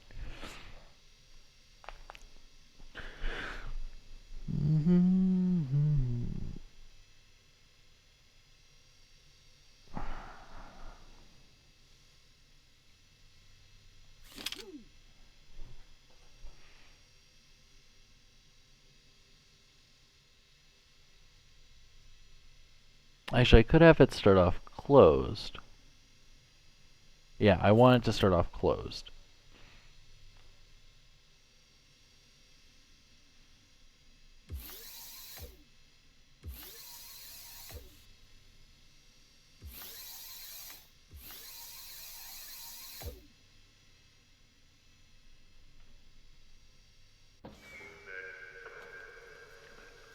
When you start it, it opens, and when you walk over it... Okay.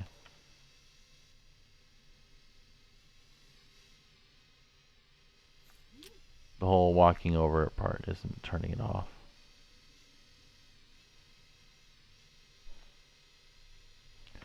So I guess we should probably test if just walking over it opens it. No, it does nothing. Interesting. I'm pretty sure the OR gate can be used as an input, but apparently not.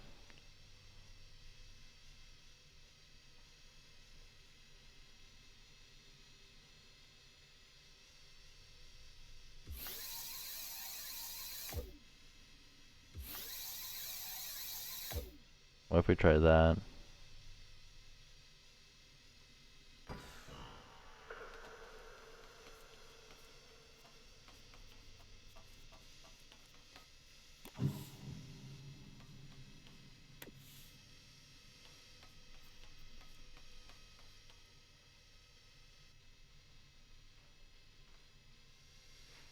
Okay.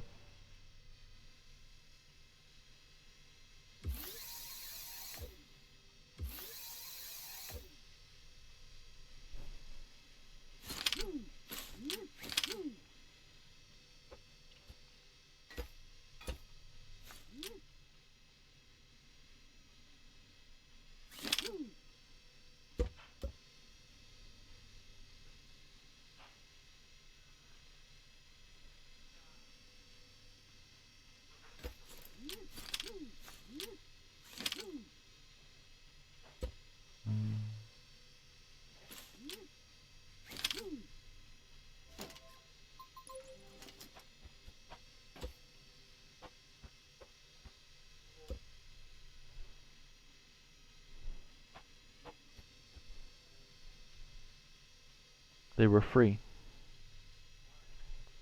Because they told me to throw it out, and I asked Marilyn if I could take them home.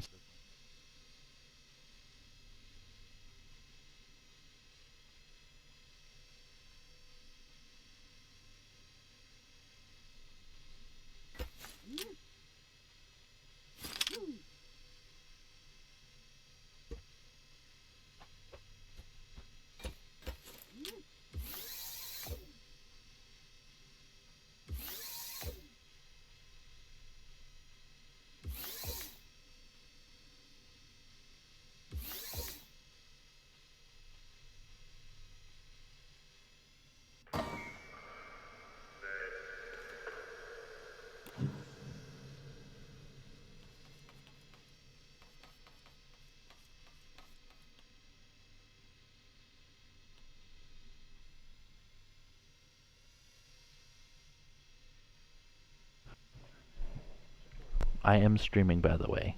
So I keep having... Grr. Guys, say hi to Carl. Yeah.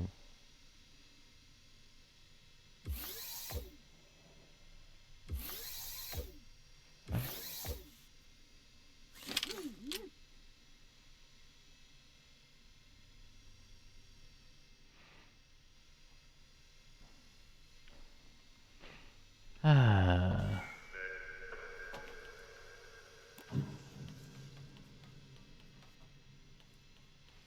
Why do you need to let me close?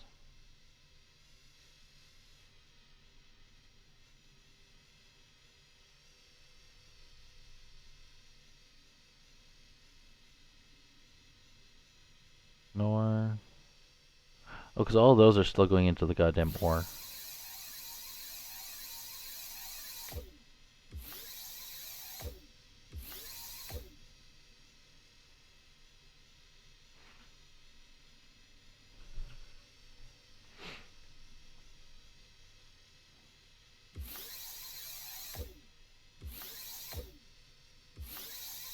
Okay, let's try that. Save and test. Starts off closed. When you start the challenge, it opens up, and as soon as you go through, why you no work?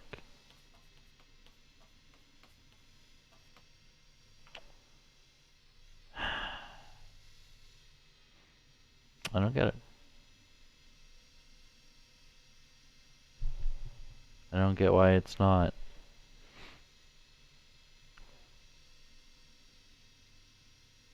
Because he should be able to detect 64 blocks range through walls.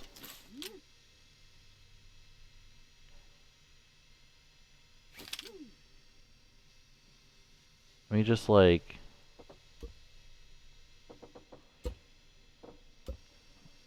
make sure it's not like the game just dicking me or something. I'll just do that temporarily.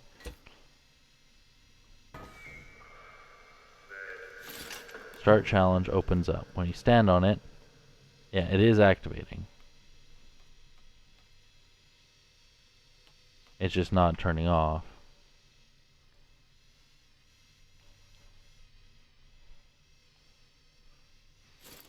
It's almost like I have to go into that one there. But then again, powering this one should go directly into that anyways.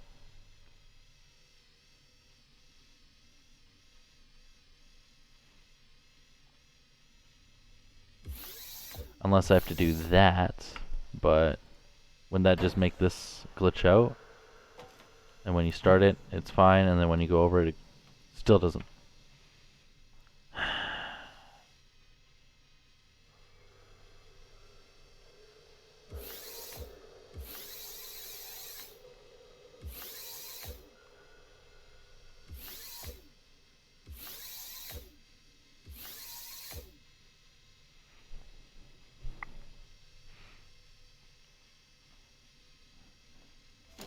I think I'm gonna have to make a little platform on the side here just to see what the fuck's going on.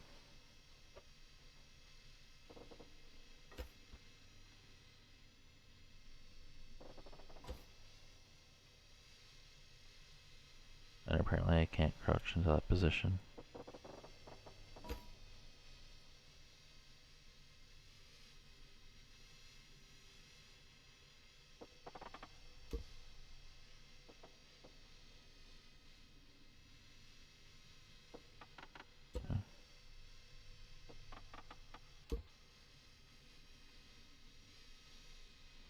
Okay.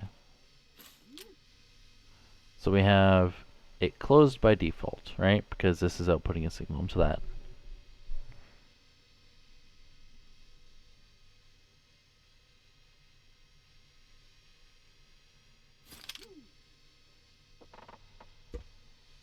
Okay, so we have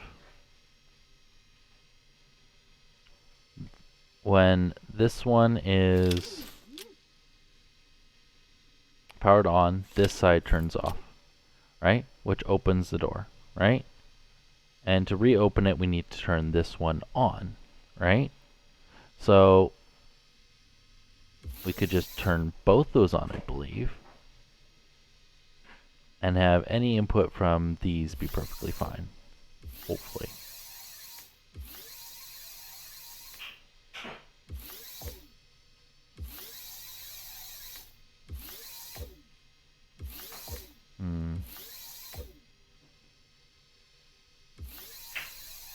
I'll try that. Okay, door's glitched, whatever. Turns on. Doesn't turn off. Cool.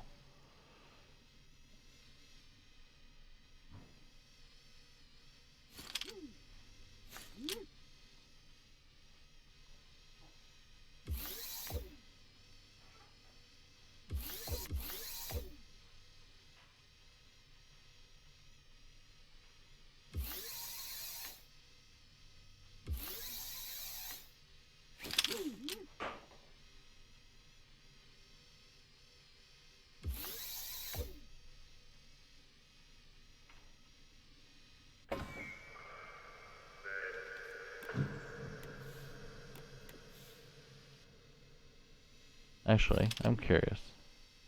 Save and test.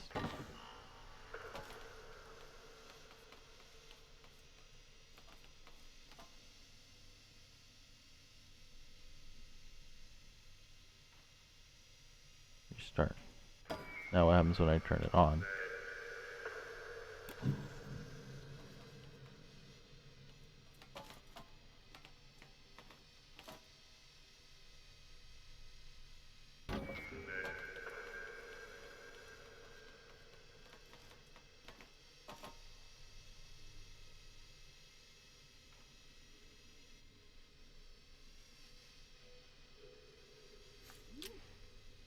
Now we just need the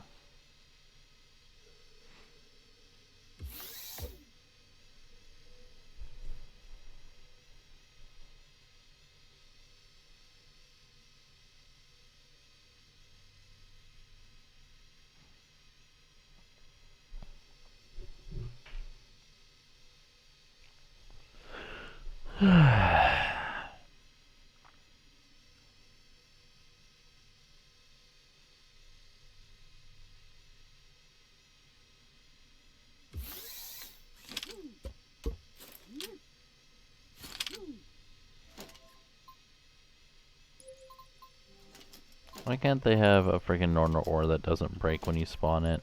So I don't have to do this bullshit.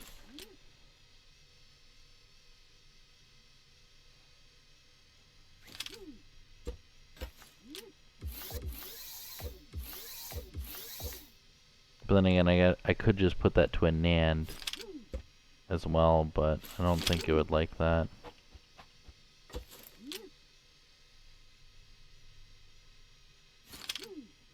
Now, let me just like not use that as an input.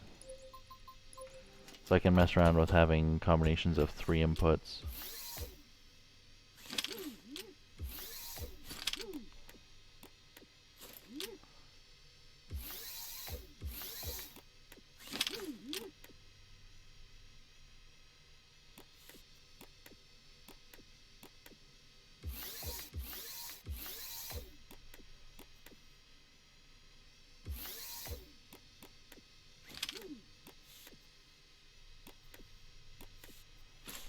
Okay.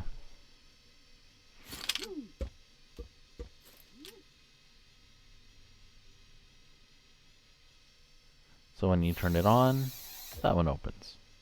To turn it off, that one opens.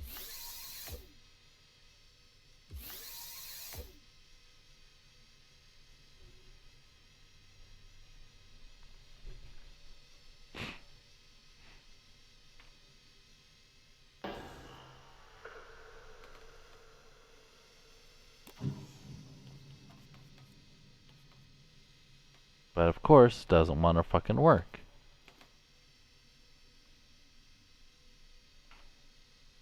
Even though we've already fucking tested it and it should fucking work.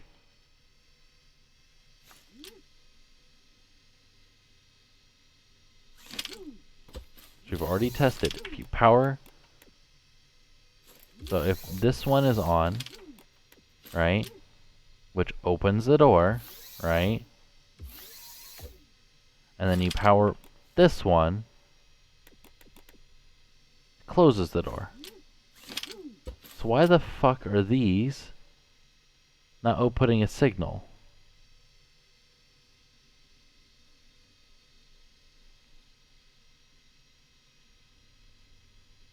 Like, are these only active when it's... No, they're not, because when I did my golf course, they work perfectly fine. I don't get why it's not turning the fucking signal off. Is it because the switch is still on?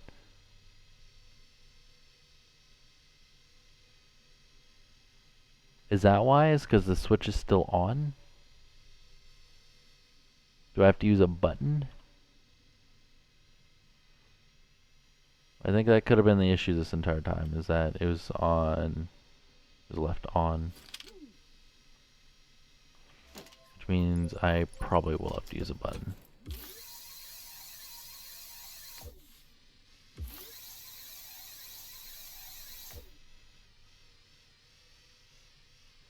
Save and test.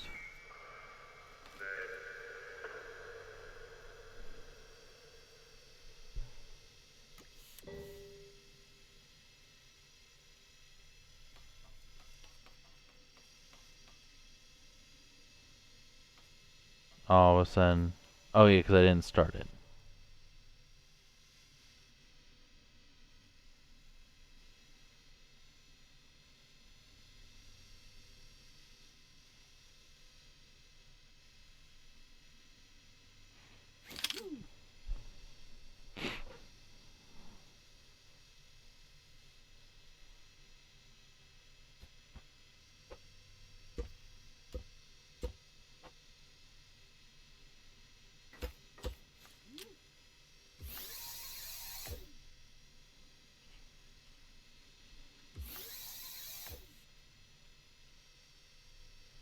So you want it closed by default.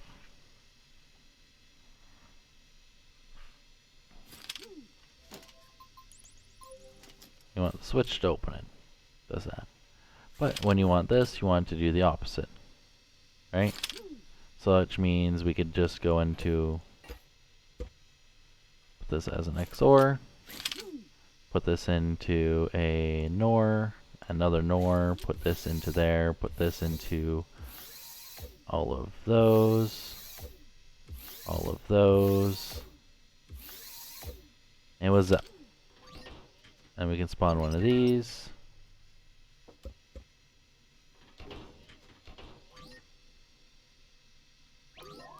And then I can just weld this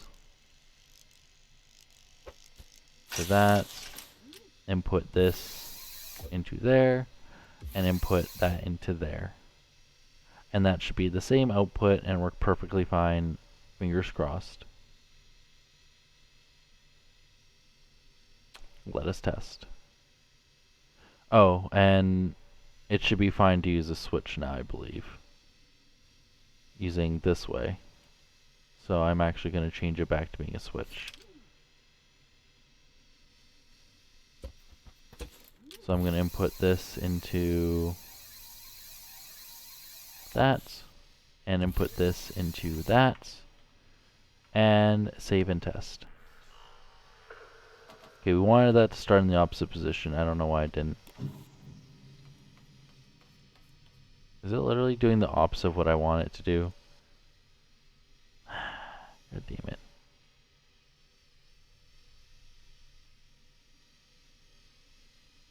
Why is it doing the opposite? It's literally supposed to be in the same position as that piston.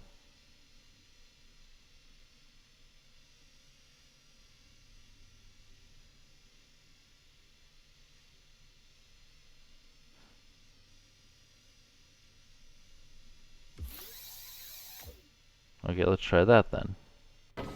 Starts open, challenge opens it, and you step on any of these, it closes. There you go. Fucking done. Wait. Oh. Oh, you know, that's a slight problem.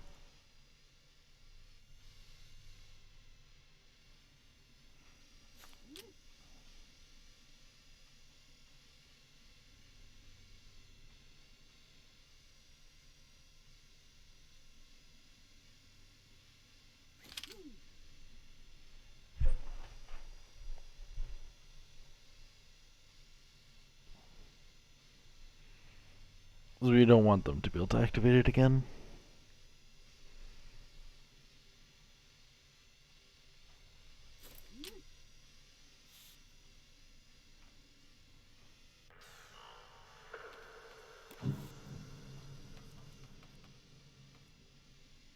Okay. Which means I'm tempted to just cut out that piece and do it that way. Start to close, turn it on, opens, closes.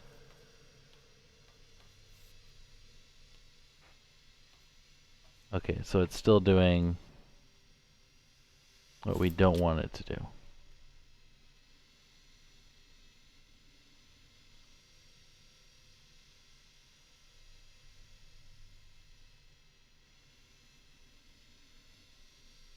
Save and test.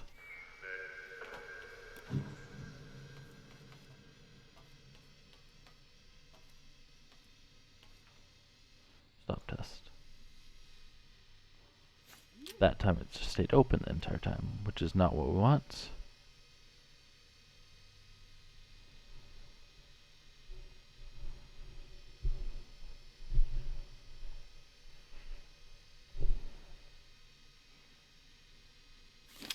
And this is why I prefer Nornor Ore over this, because Nornor Ore is once only, except for Nornor Ore breaks when it spawns. This doesn't.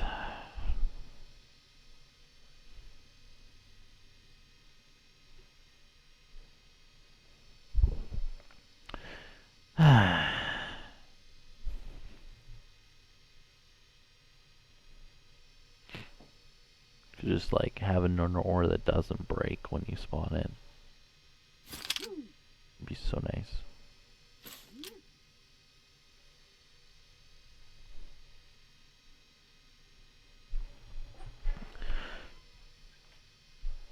Do do do do do do do do do do ba da ba.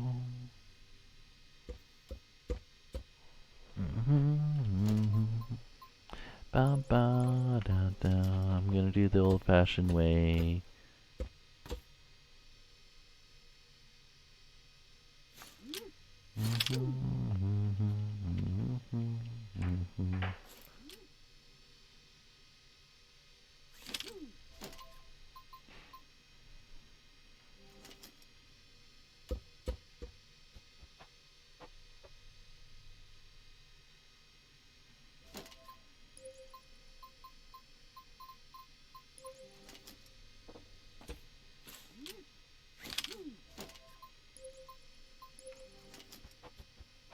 When all else fails.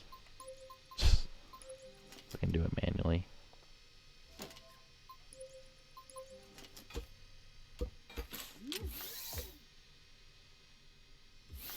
Have that go into there. That go into there, that go into there, that go into there. I have a sensor that's set to color mode white.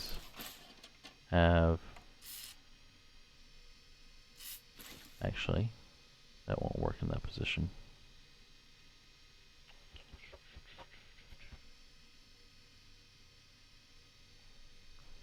Actually, it could work like that though.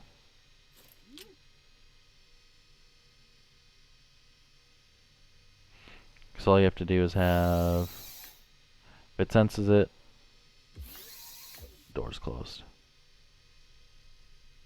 Right? When you start challenge, it shoots that one. When any of these go over that, it shoots that one. Hee hee. I love doing it manually.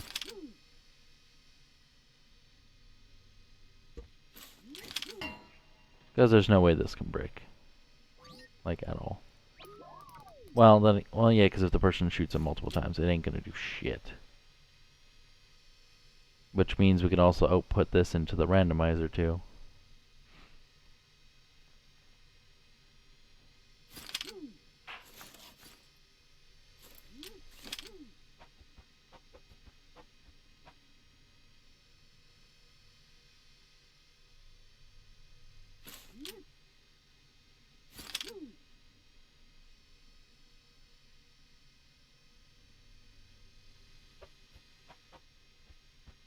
But we don't need to.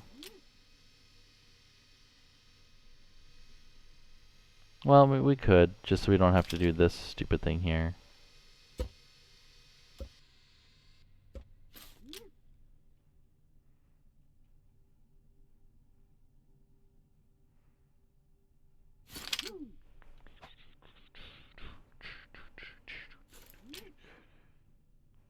Or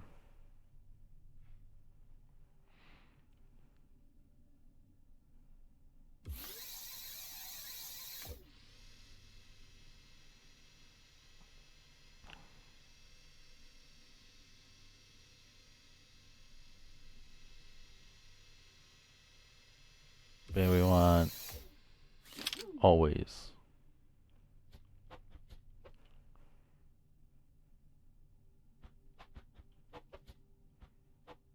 Mm-hmm. Mm-hmm.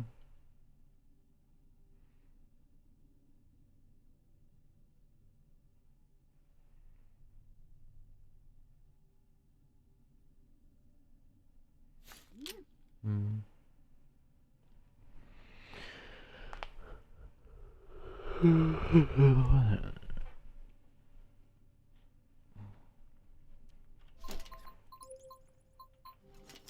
Let's see, because if you shoot it once,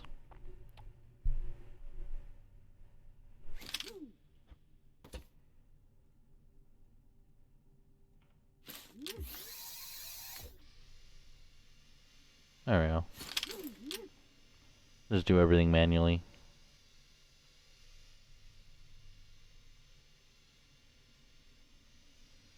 Okay, let's see if that works. Door starts closed, push the button, opens. Step over any of the plates, closes. So, yeah, there you go. Love doing things manually. It just works. Oops.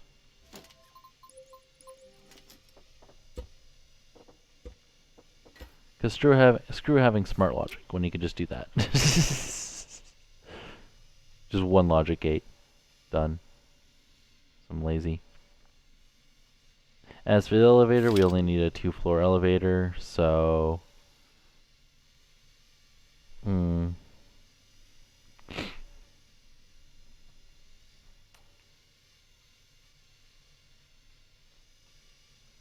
only problem is that the large sensor is only active when the, because I even think these sensors, oh no, these sensors work. It's just the big ones that don't work.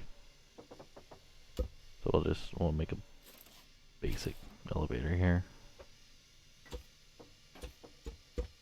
Literally just do that.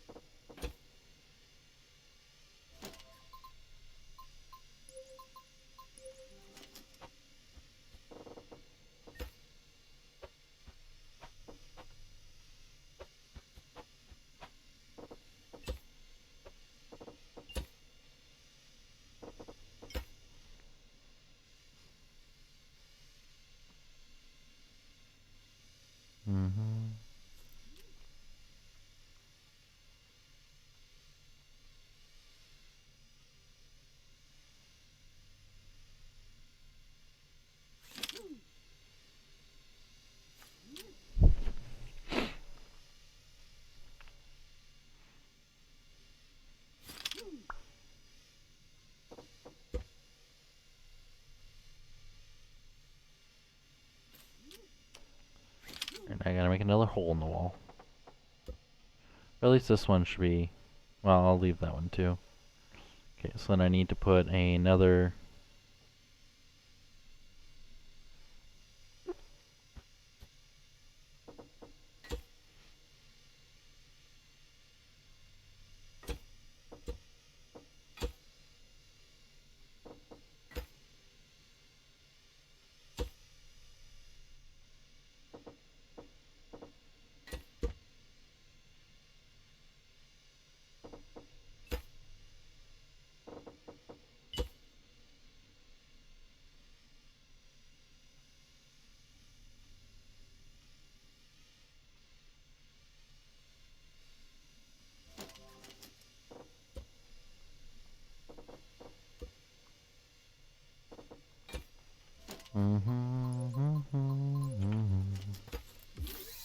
Just to test. So it does need to go...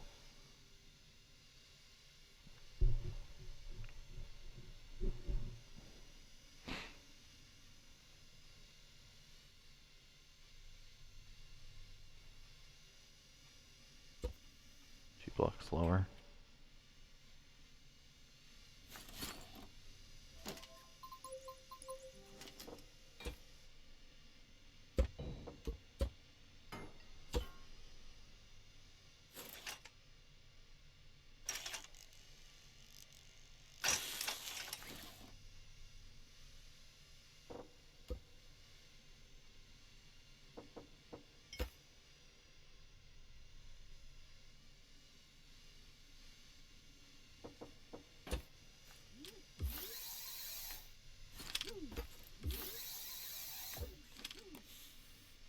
What?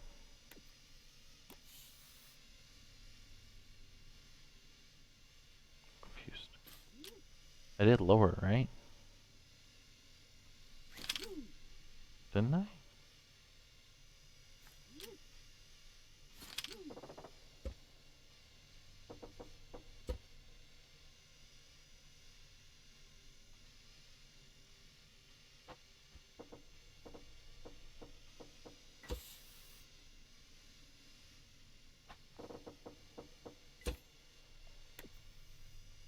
Ah, so I needed to lower by one more block.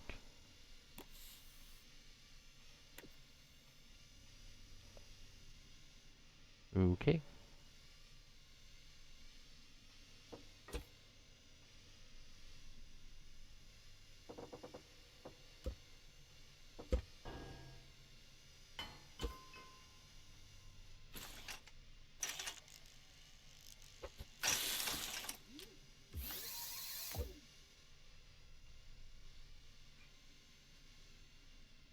Oh, did I leave this?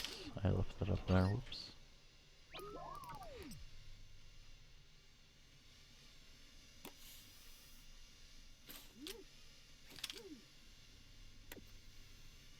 Okay.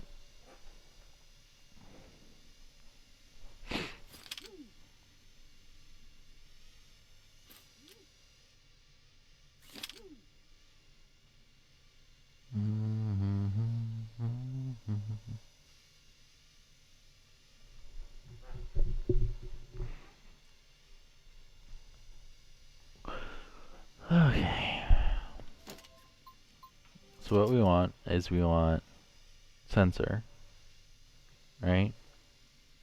If sensor is triggered, right, to automatically close this door, we're going to put that into an XOR, right? Instead of that there.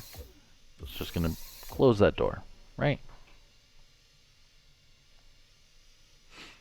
And then a little delay after, we're going to have the actual mechanism about like 0.3 seconds later. We'll have the actual mechanism push up the player, right?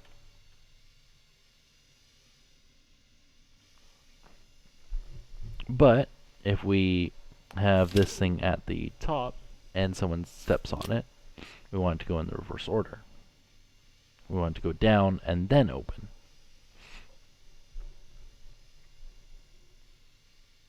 And we also want it to stay up there when a player steps on it. So another thing we can do is we can use a nor, or. I think would be the best idea. But then again, this breaks as soon as we spawn it. Why do nor ors break as soon as you spawn them? That's so fucking annoying. Because then I could have used it over there and used it over here. But we want it reusable. So now I'm just thinking of using a binary counter that can go up and down. But that's pointless.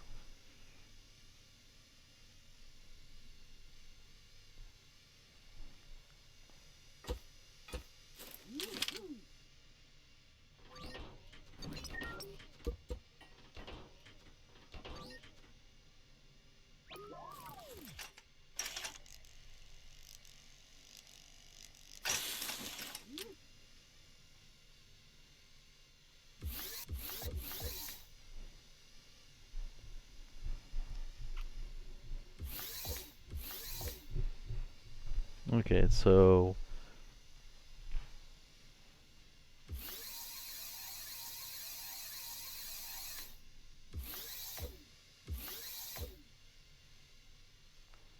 I think that would just almost work right there.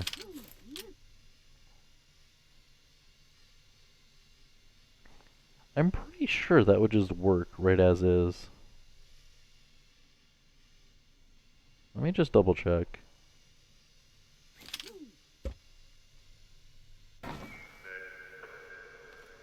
Why is door closed? And why is it at the top?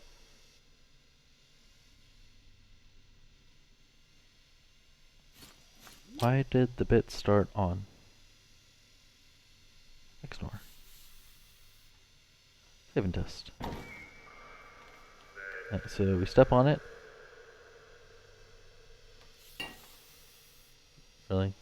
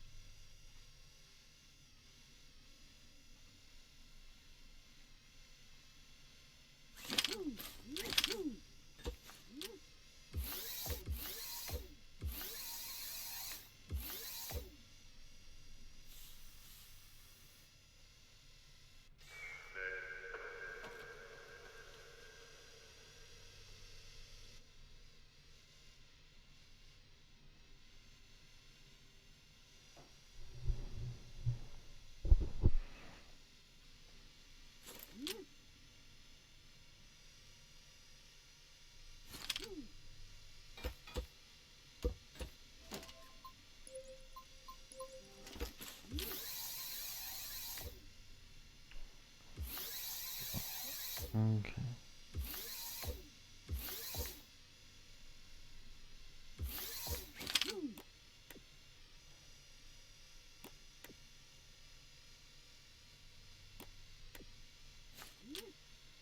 That was the problem.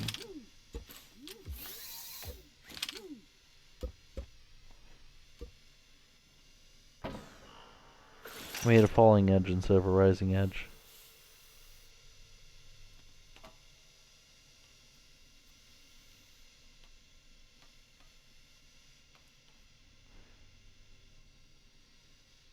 So just mean you make it push up by 2 more blocks.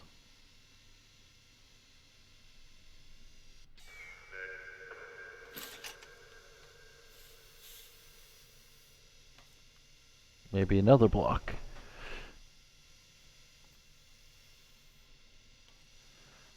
Okay, why wasn't that...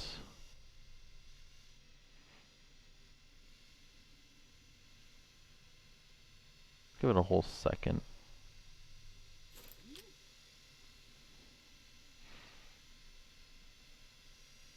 Oh.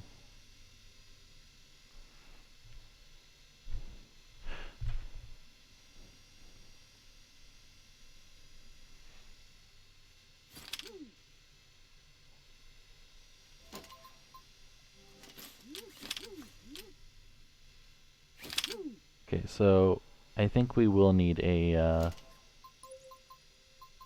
I could probably just do smarter logic, but I think I'm just going to put a sensor here on a distance of like 6.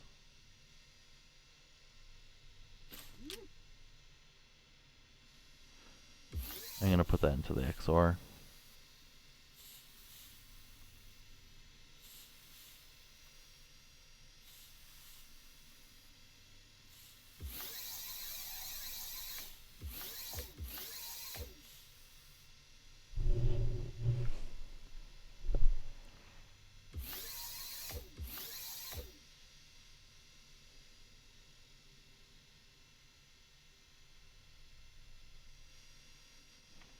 Save and test.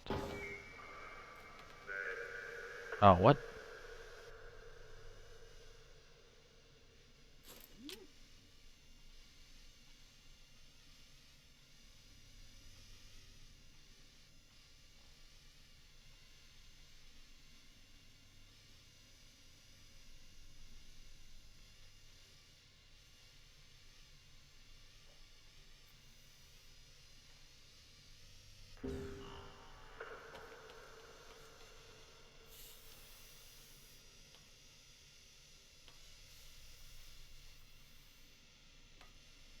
Huh. Interesting.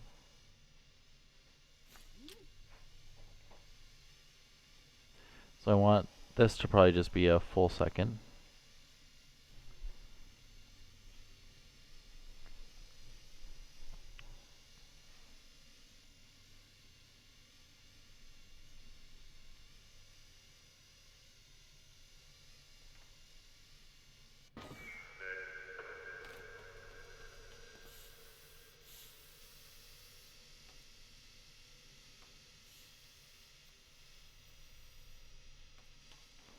Okay. So I'm going to make this 0.6, and I'm also going to change the distance of this to 3.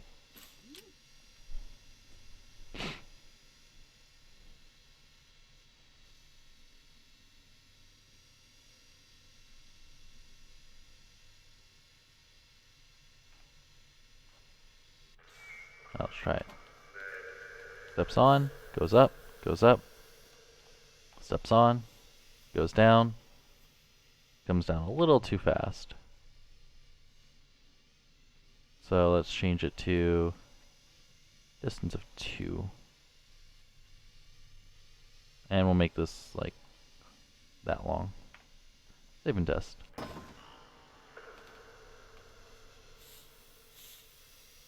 Oh yeah,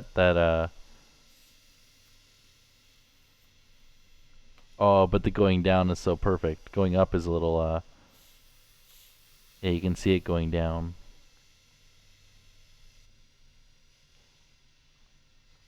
Okay, so I think I'm just gonna shorten this time. Just so it's not noticeable. Oh, it's still noticeable.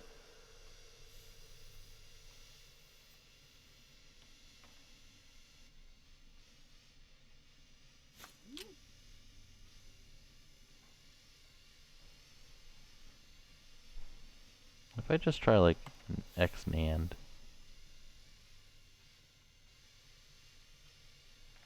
Just curious. Does that just lock it? That just locks it.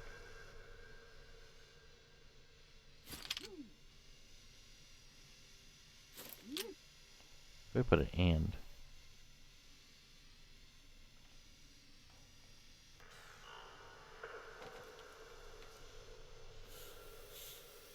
That just goes down right away.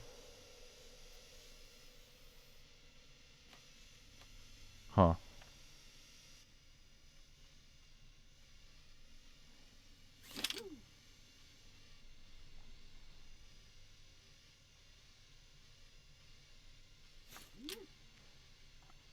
We go OR.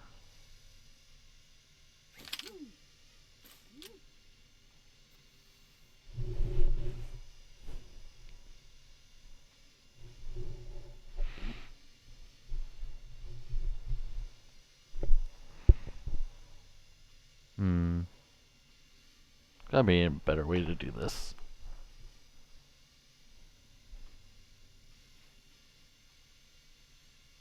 Because usually what I do is I just put that on the actual elevator itself. Just so when it gets to a floor, it opens up. And then while you're moving, it's closed. So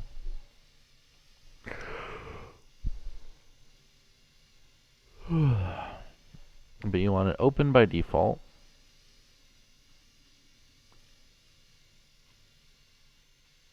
Unless it's anywhere but the bottom.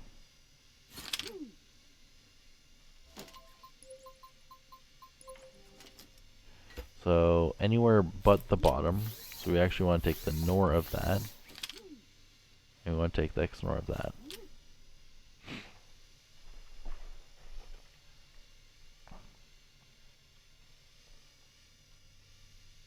So let's try that then. Doubt it will work, it'll probably bug out.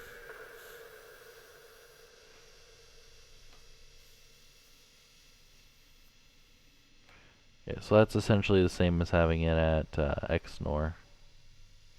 Instead of doing 2 gates, it's essentially the same as just putting it into an XNOR.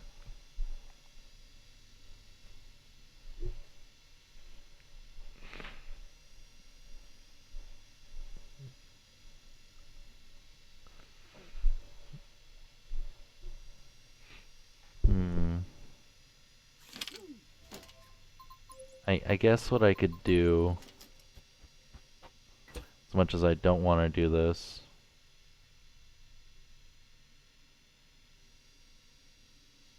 just do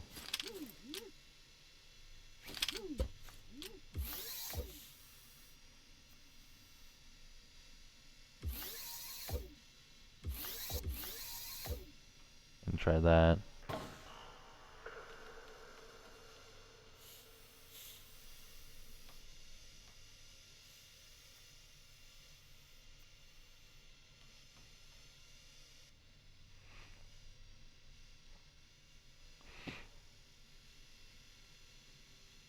So we can actually lower this by 0.1 of a second and try that.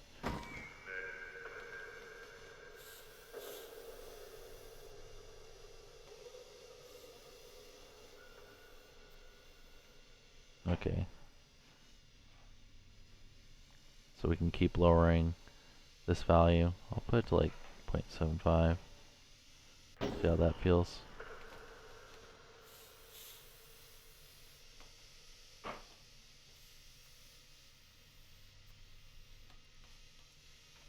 Okay, so another thing I'm going to change then. So I'm actually going to put this on 3. Now that's got a delay.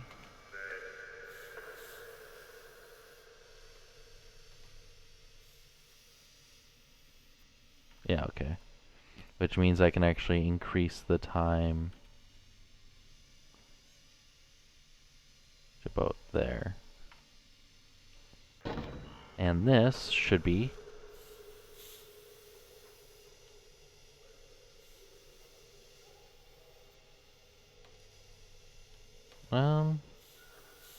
okay, so I think it's a little goes up a little too early.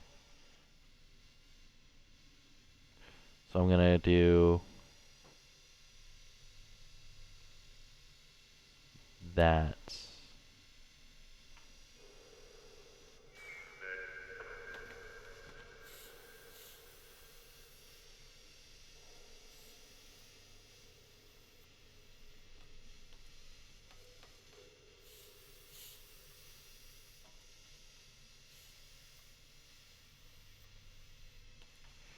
Okay, so I'm actually gonna increase this to that. Increase that to 1 full second.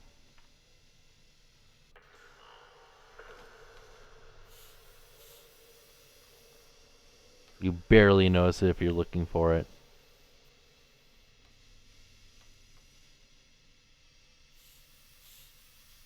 Yeah, you have to be looking for it. Otherwise, that's yeah, that's what I want.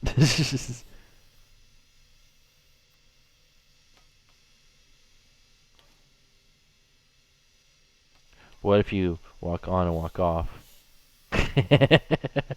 Whee! Oh, that's gold. Oh! It just fucking checks you.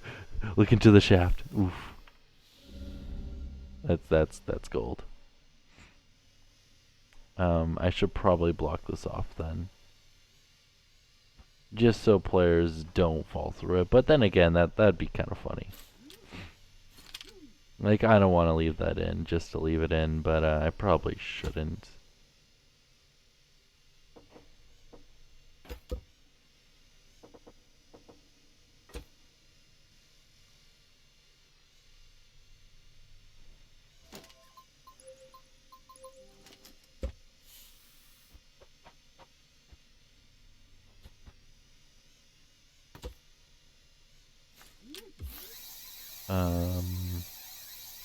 I think I had it hooked into there.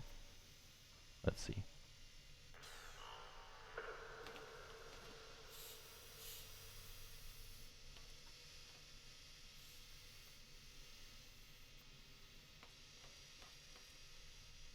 And if you do that, yeah.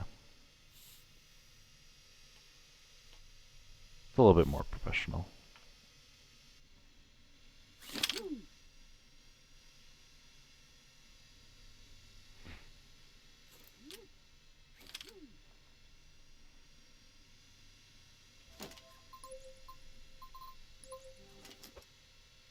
As for this,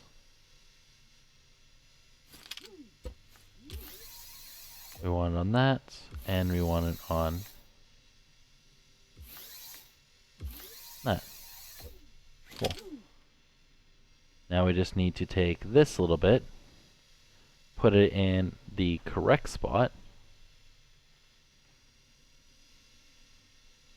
which would be... I think I'll just put it in the wall over here. I do need a glitch weld at first, which means disconnect, disconnect.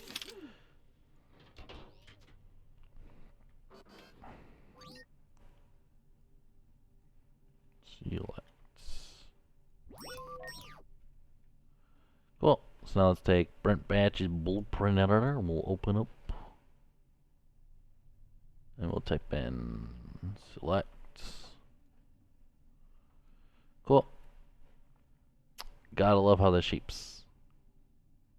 Okay, so now what we'll do is we'll go edits. We'll go to block properties. We'll take the sensors and we want to move them all to that block there. So which be pretty much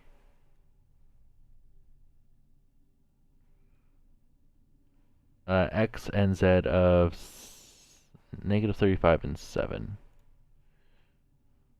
So that'll just be the X value we have to change.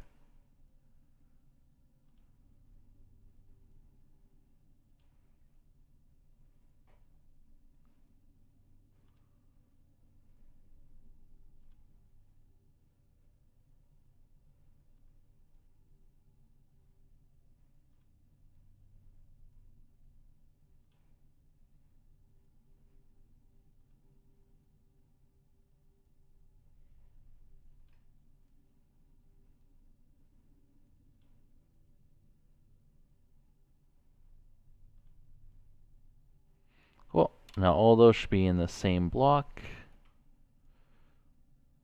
We'll save and overwrite. Now we go back into the game.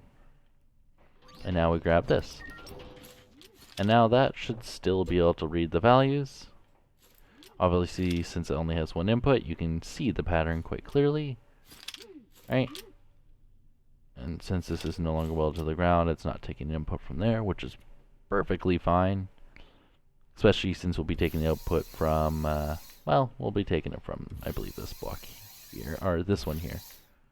Will be input into this, which means this will be in the corner for now. Don't quite need it.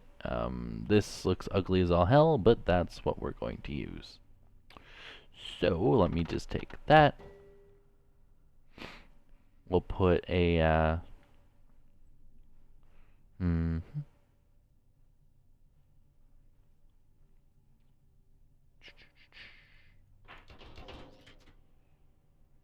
Okay, so we'll take this thing right here, and we'll just fit it into, I'll probably just put it so it's like this height from the ground here.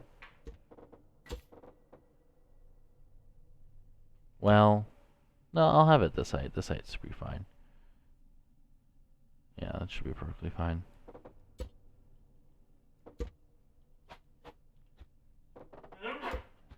Bless you, Carl. Cool. Now we'll cut off all that. I'm also going to cut off all of that.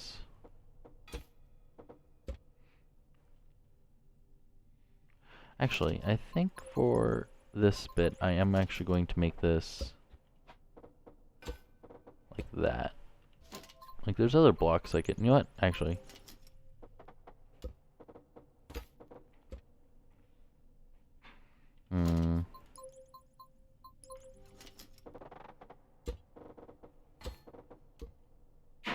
Actually, I think that would look really good with the black.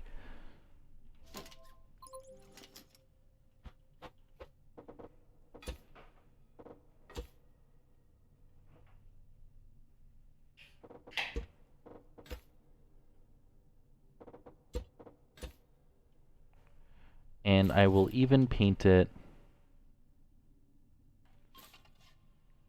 red. No, just kidding. Actually, I'll probably just... I think that'd make it worse if I painted it like any color other than...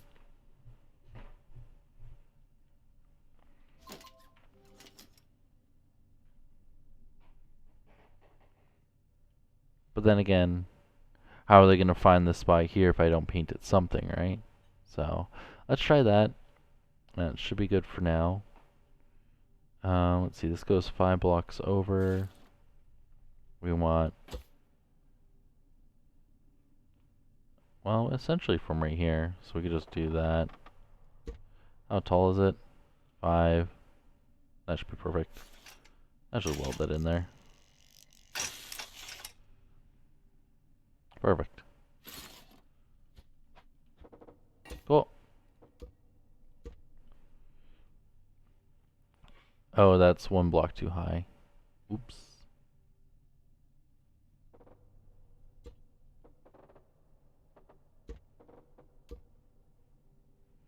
Let me just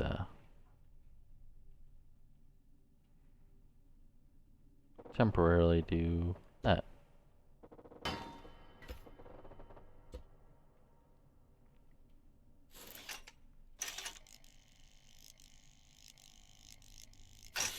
Much better. There we go.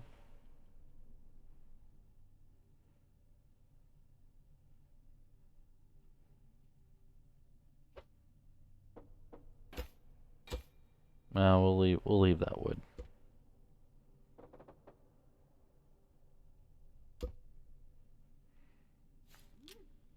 Cool. So now we just take our little reader, which would, well, we don't need that any, well, we have a different version of it saved anyway, so it doesn't really matter. So that tells us what pattern to put in, which means we'll take this and we'll paint it purple. Actually, we'll paint it dark gray.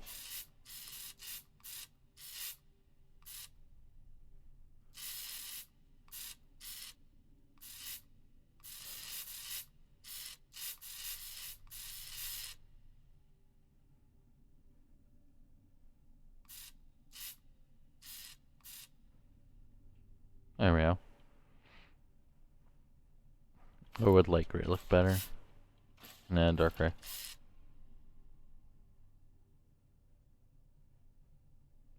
And we'll just throw that in the wall. Well, actually, just put it right next to that. Right? Now, we'll put it on this side. Well, yeah, no, I could literally just put it right next to it. Just to confuse. And I just put, like, all the keys just scattered around the room.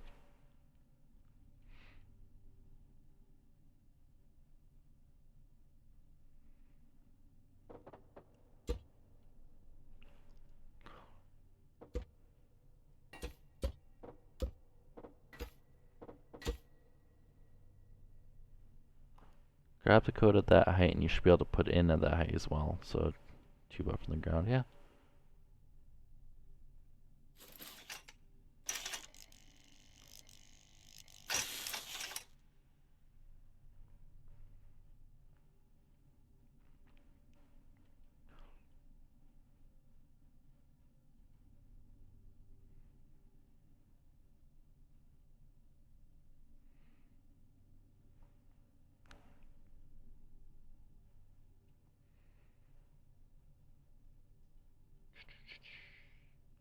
And now we're to wire this all in. Oof.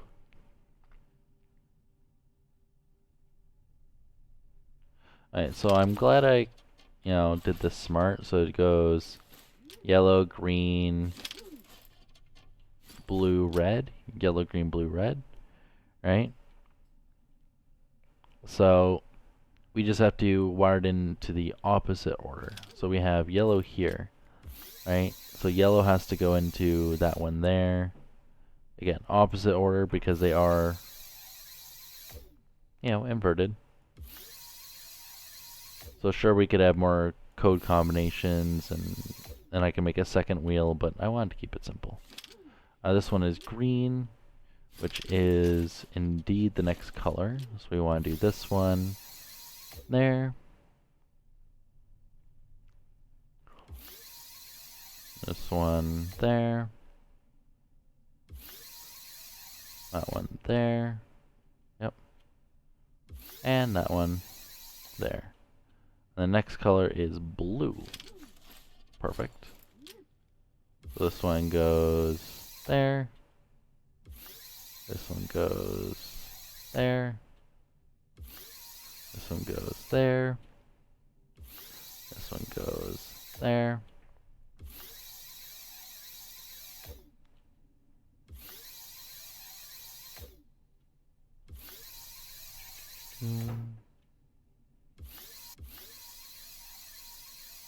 Cool.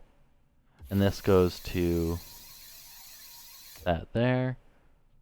And this one goes into that there.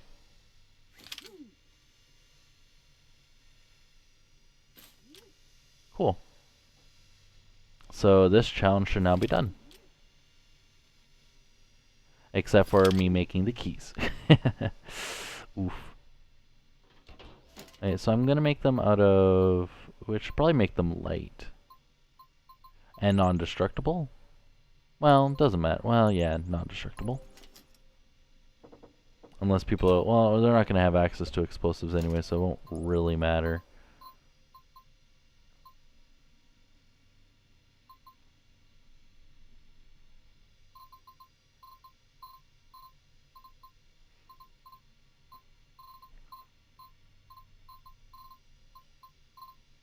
Mm-hmm.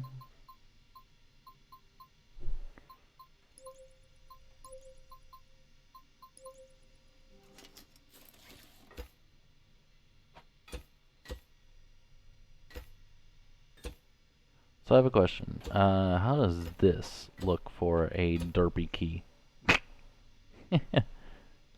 Right? Thing is, you can actually fit a thing in there if you wanted to.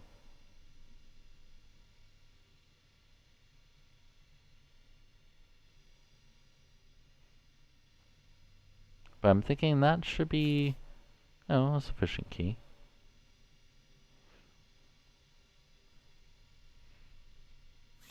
And I'm just going to put them into tiny little holsters. Because why not?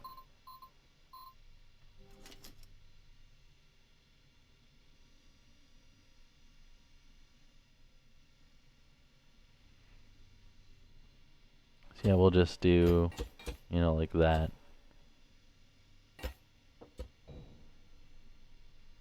Right?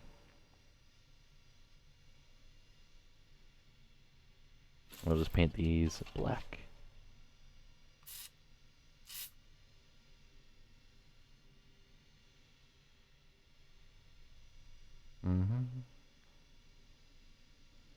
So I need to make 8 of these keys. Oh wait, and we actually want them to be able to figure out which color is which. So it would probably be better if I put the holster up here.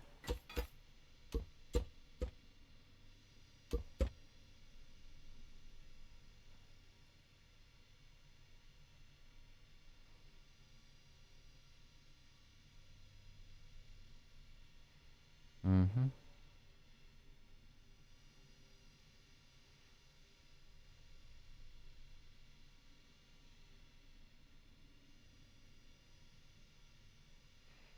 Mm-hmm. Mm-hmm. Mm-hmm.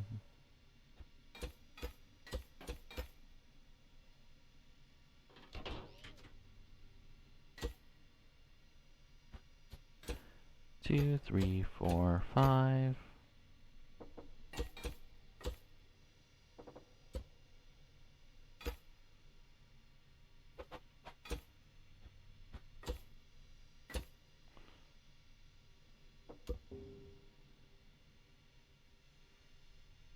Mm-hmm.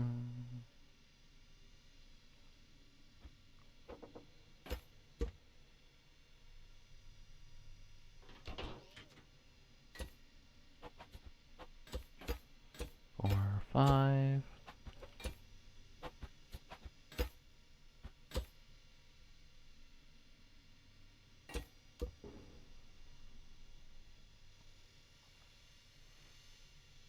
I wonder who's gonna get the lucky one that has it like right here. But I figure just putting one right here would be nice to show the player, you know. 2, 3, 4, 5, which means I make this a little bit closer. The player how to find easier of what they're trying to search for. So, yeah. All these are going to be black.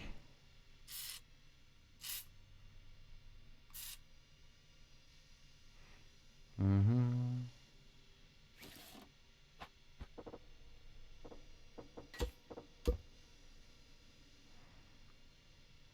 Mm-hmm.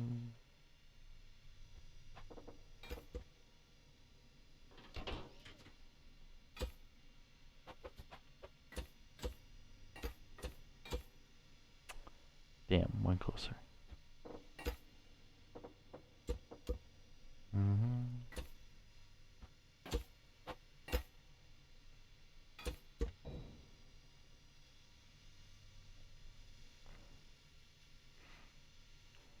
Remember, the vehicle's going to come in on this side, right? So.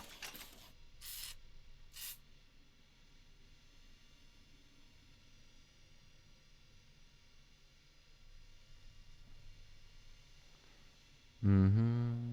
So we want more than enough room for them to be able to maneuver around. Which I believe this should be more than enough room.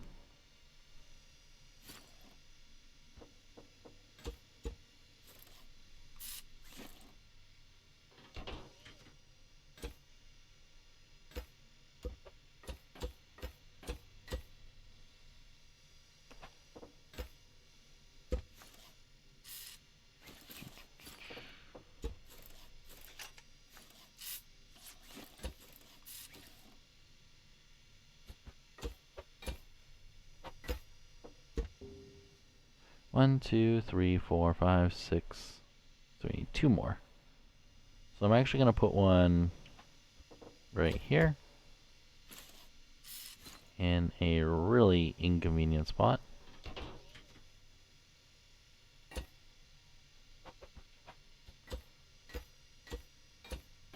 I was way off on that one.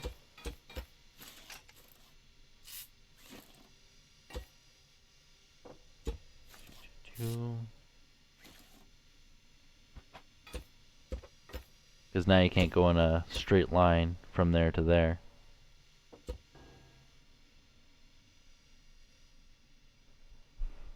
And I think the last one I'm going to put like right here, facing that way.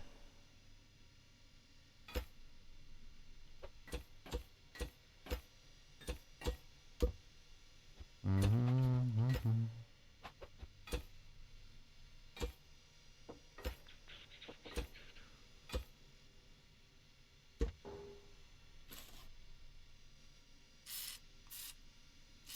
Okay, so we need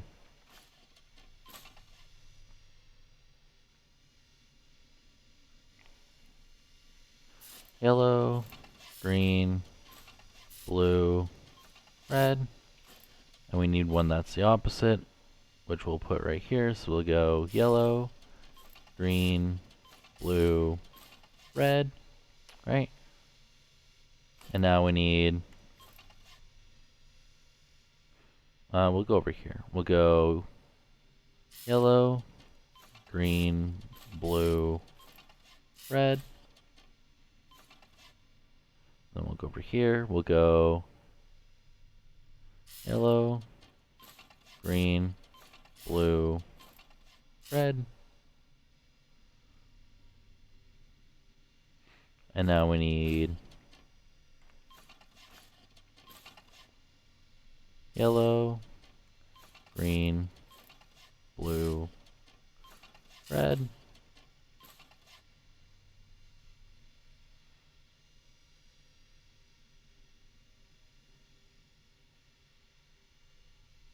Yellow, green, blue, red.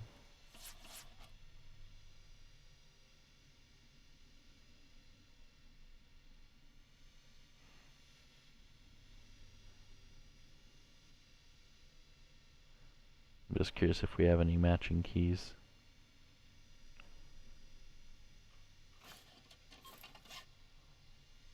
Yellow, green, blue, red. Yellow, green, blue, red. Shouldn't be any matching colors that way.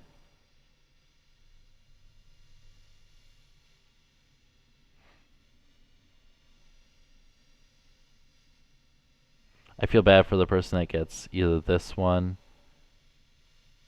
Oh, I should probably face this one the other way. Just so it's not too hard. Because fitting your vehicle in here is, you know, that's just mean.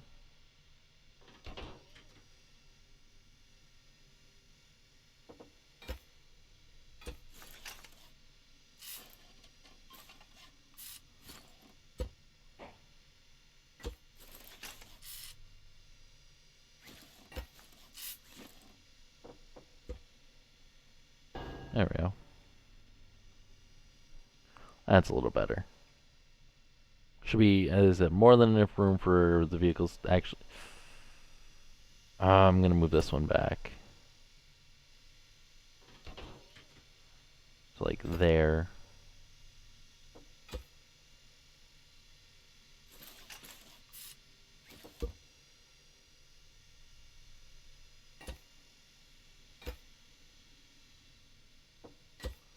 I have to do that temporarily.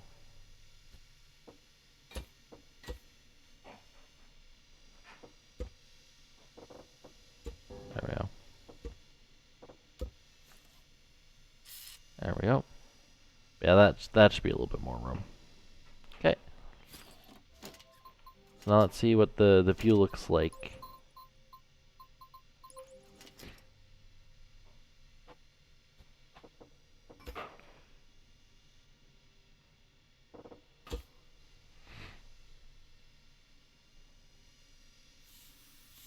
Ha!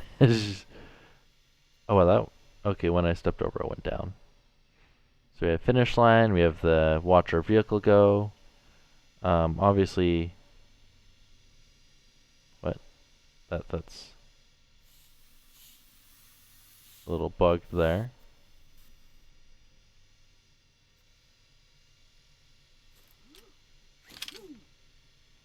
Save and test.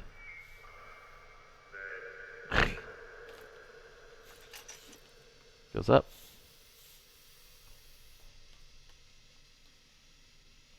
And goes down. There you go. Just wanted to make sure it still worked. Okay. And then we have challenge start. And then your vehicle goes in. Yeah, it closes right up.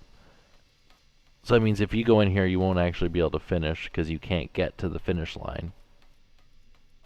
Unless you can just barely, but I will have to test that. Because I don't want you to be able to pick this up. Oh, you came in. Oh, you can't pick up. Okay, that works perfectly then. You can't pick it up once the test is started. Well, that's good.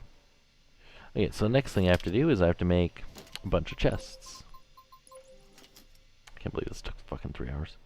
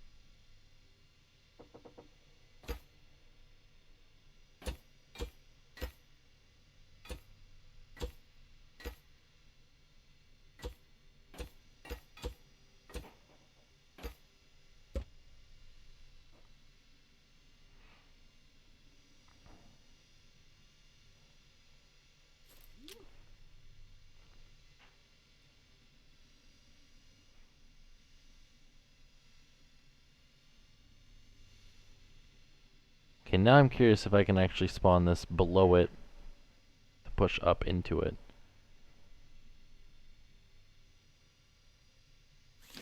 Because if that's a thing I can do, then I probably will do that instead of this, because this looks jank as fuck.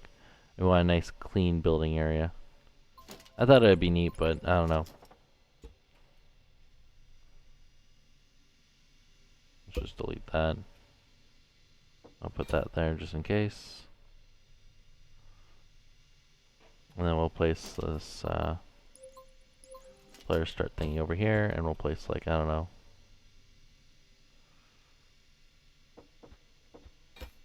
Place that there, we'll place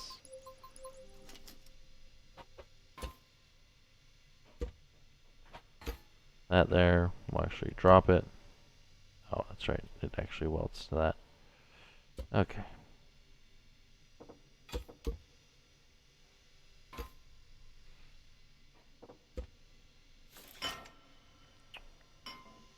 Okay.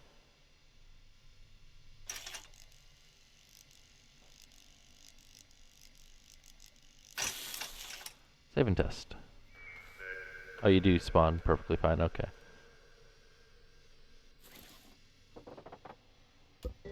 That's what I wanted to test. There we go. Cool.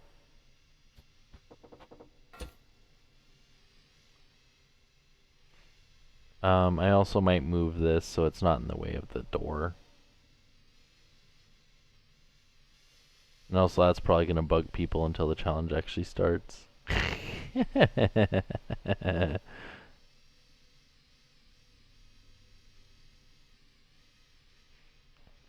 Oh well, actually this should be fine. Other than this piston being in the wrong position. Which easiest fix to that would be putting a hole there, putting a hole there, really stepping on it, setting it down.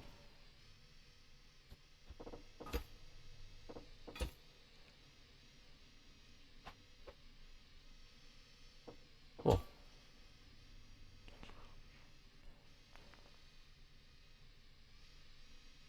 And now, what kind of items should we give the player? Oh, so you can shift click to do one. So let's see, we want to do like 64, oh 10.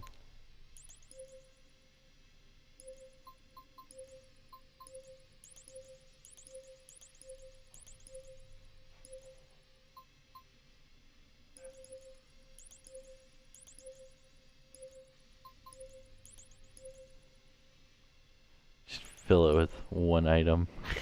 Just all controllers. No, just kidding. Okay, so we'll do building blocks here. So we'll do 15, 15. Actually, we'll do 64. There were people, but I think they left.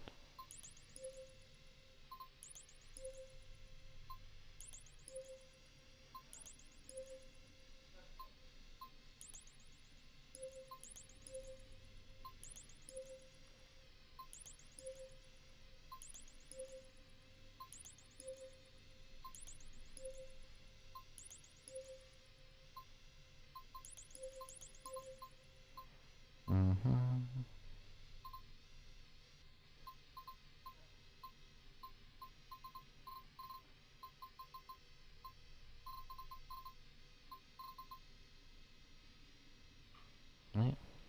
There we go here. There we go bearings.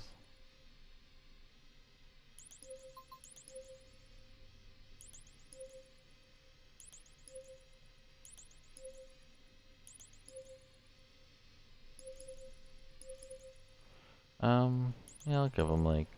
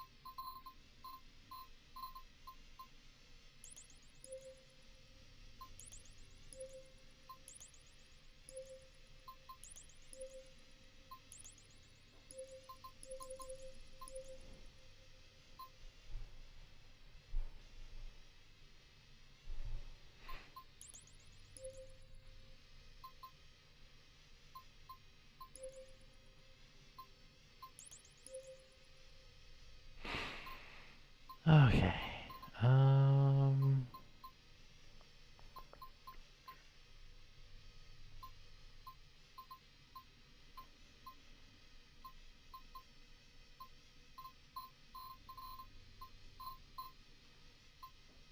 So we got that useless crap. We got that.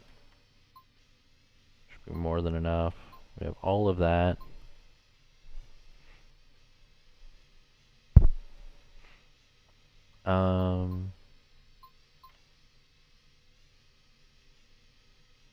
Yeah.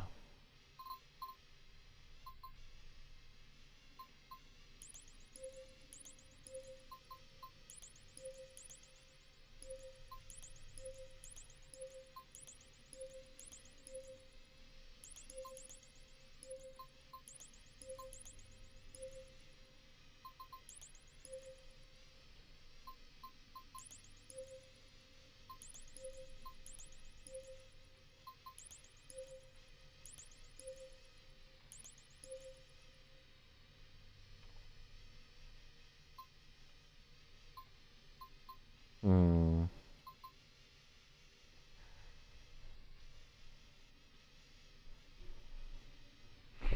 I almost feel like the bearing should be in movement.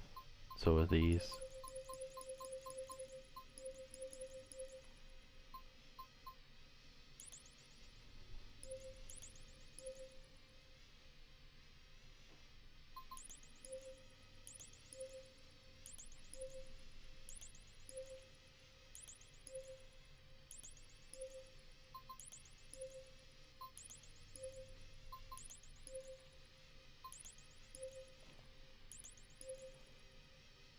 There we go.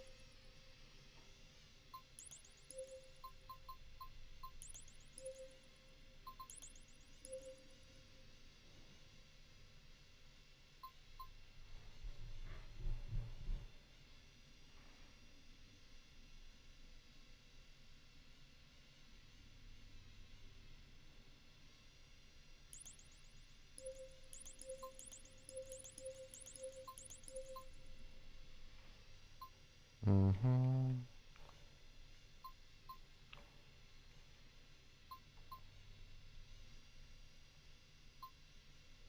Cool.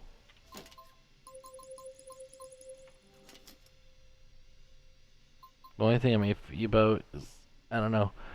I'm just waiting for someone to just, like, put the buttons.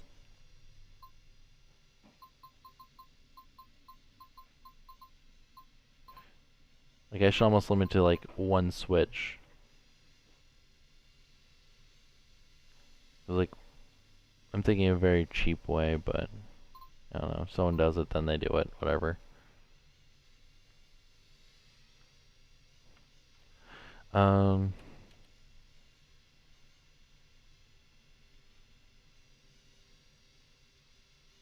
Oops.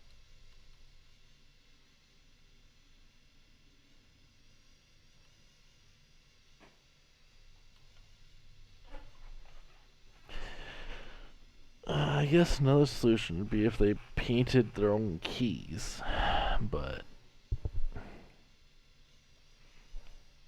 do I just like prevent them from having a paint tool at all?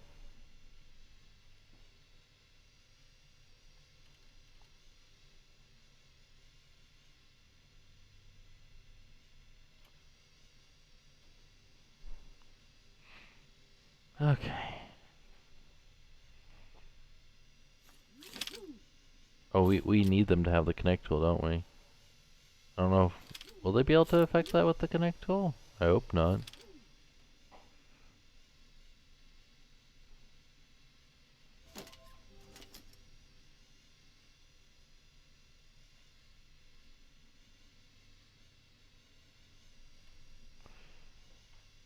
Save and test.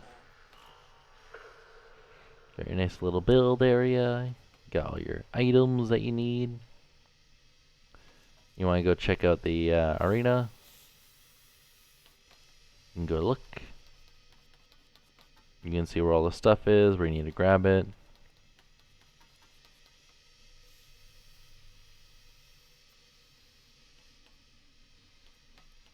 Which is cool. And if you want to start, you click that button. I didn't hook it up.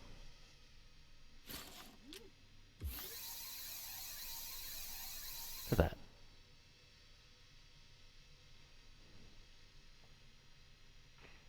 Save and test. And this is why we save and test. There we go. And if you go in, you're fucked. What, Carl? Just in Maryland's yard.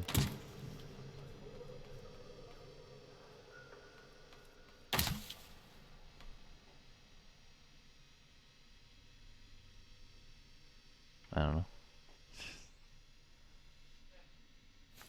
Maybe. Okay, so another thing I gotta check is we have the output from that going directly into there, but what if I just like, you know,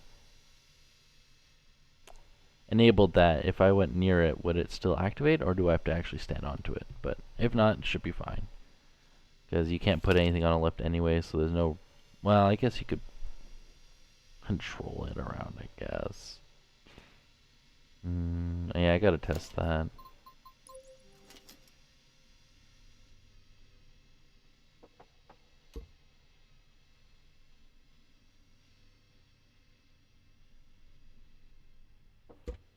Cool. Apparently missing blocks. There we go.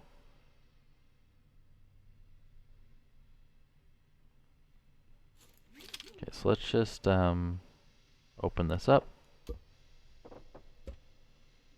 And let's just, like, I don't know, place a switch. Temporarily disconnect that from there and connect that to the switch. Save and test. If I start it, and I complete the challenge, can I finish it? Doesn't look like it, which is what I want. So now, if I stop test, right, and do I have to beat my own challenge to publish my own challenge? That would suck. I don't have to make this. I'll let someone else do it. Okay, so that should be good then. So you just hook that up to there. Nope. Other way around. There we go. I don't know why they let you wire it both ways. It's weird. I did enable connect tool, right? I think I enabled connect tool. Cool. Save. Exit. Yes. Challenge.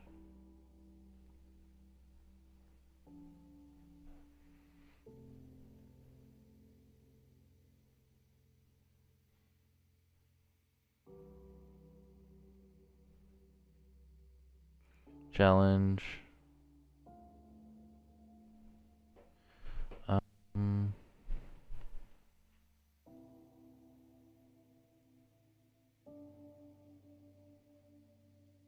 Wait, do I have to beat it? Oh, don't tell me I have to beat it. You need to beat this challenge before it can be shared. Ah. I don't want to beat it. Ah, god damn it.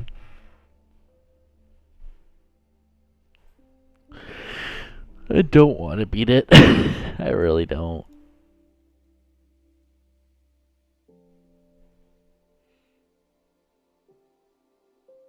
Yeah, try to beat my record.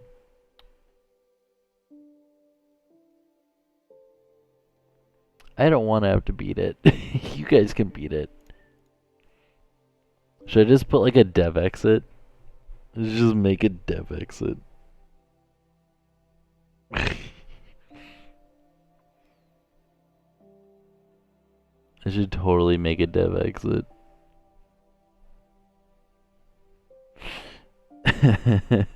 Dev exit, yeah.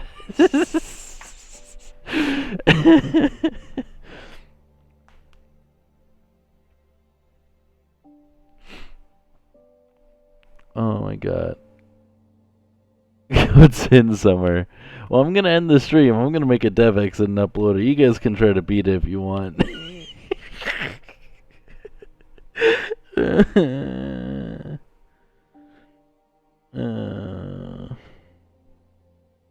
Yeah, if you guys liked the video, hit that like button. If you disliked it, why are you still watching? There's so many YouTubers that do this kind of stuff better. I'm legit gonna make a dev exit. I am not doing this. And I'm gonna put a dev exit in every single one. If you guys can figure out how it works, slow clap to you. But yeah. You'll use the dev exit. But I'm gonna go and hide in VR for a bit. See you guys.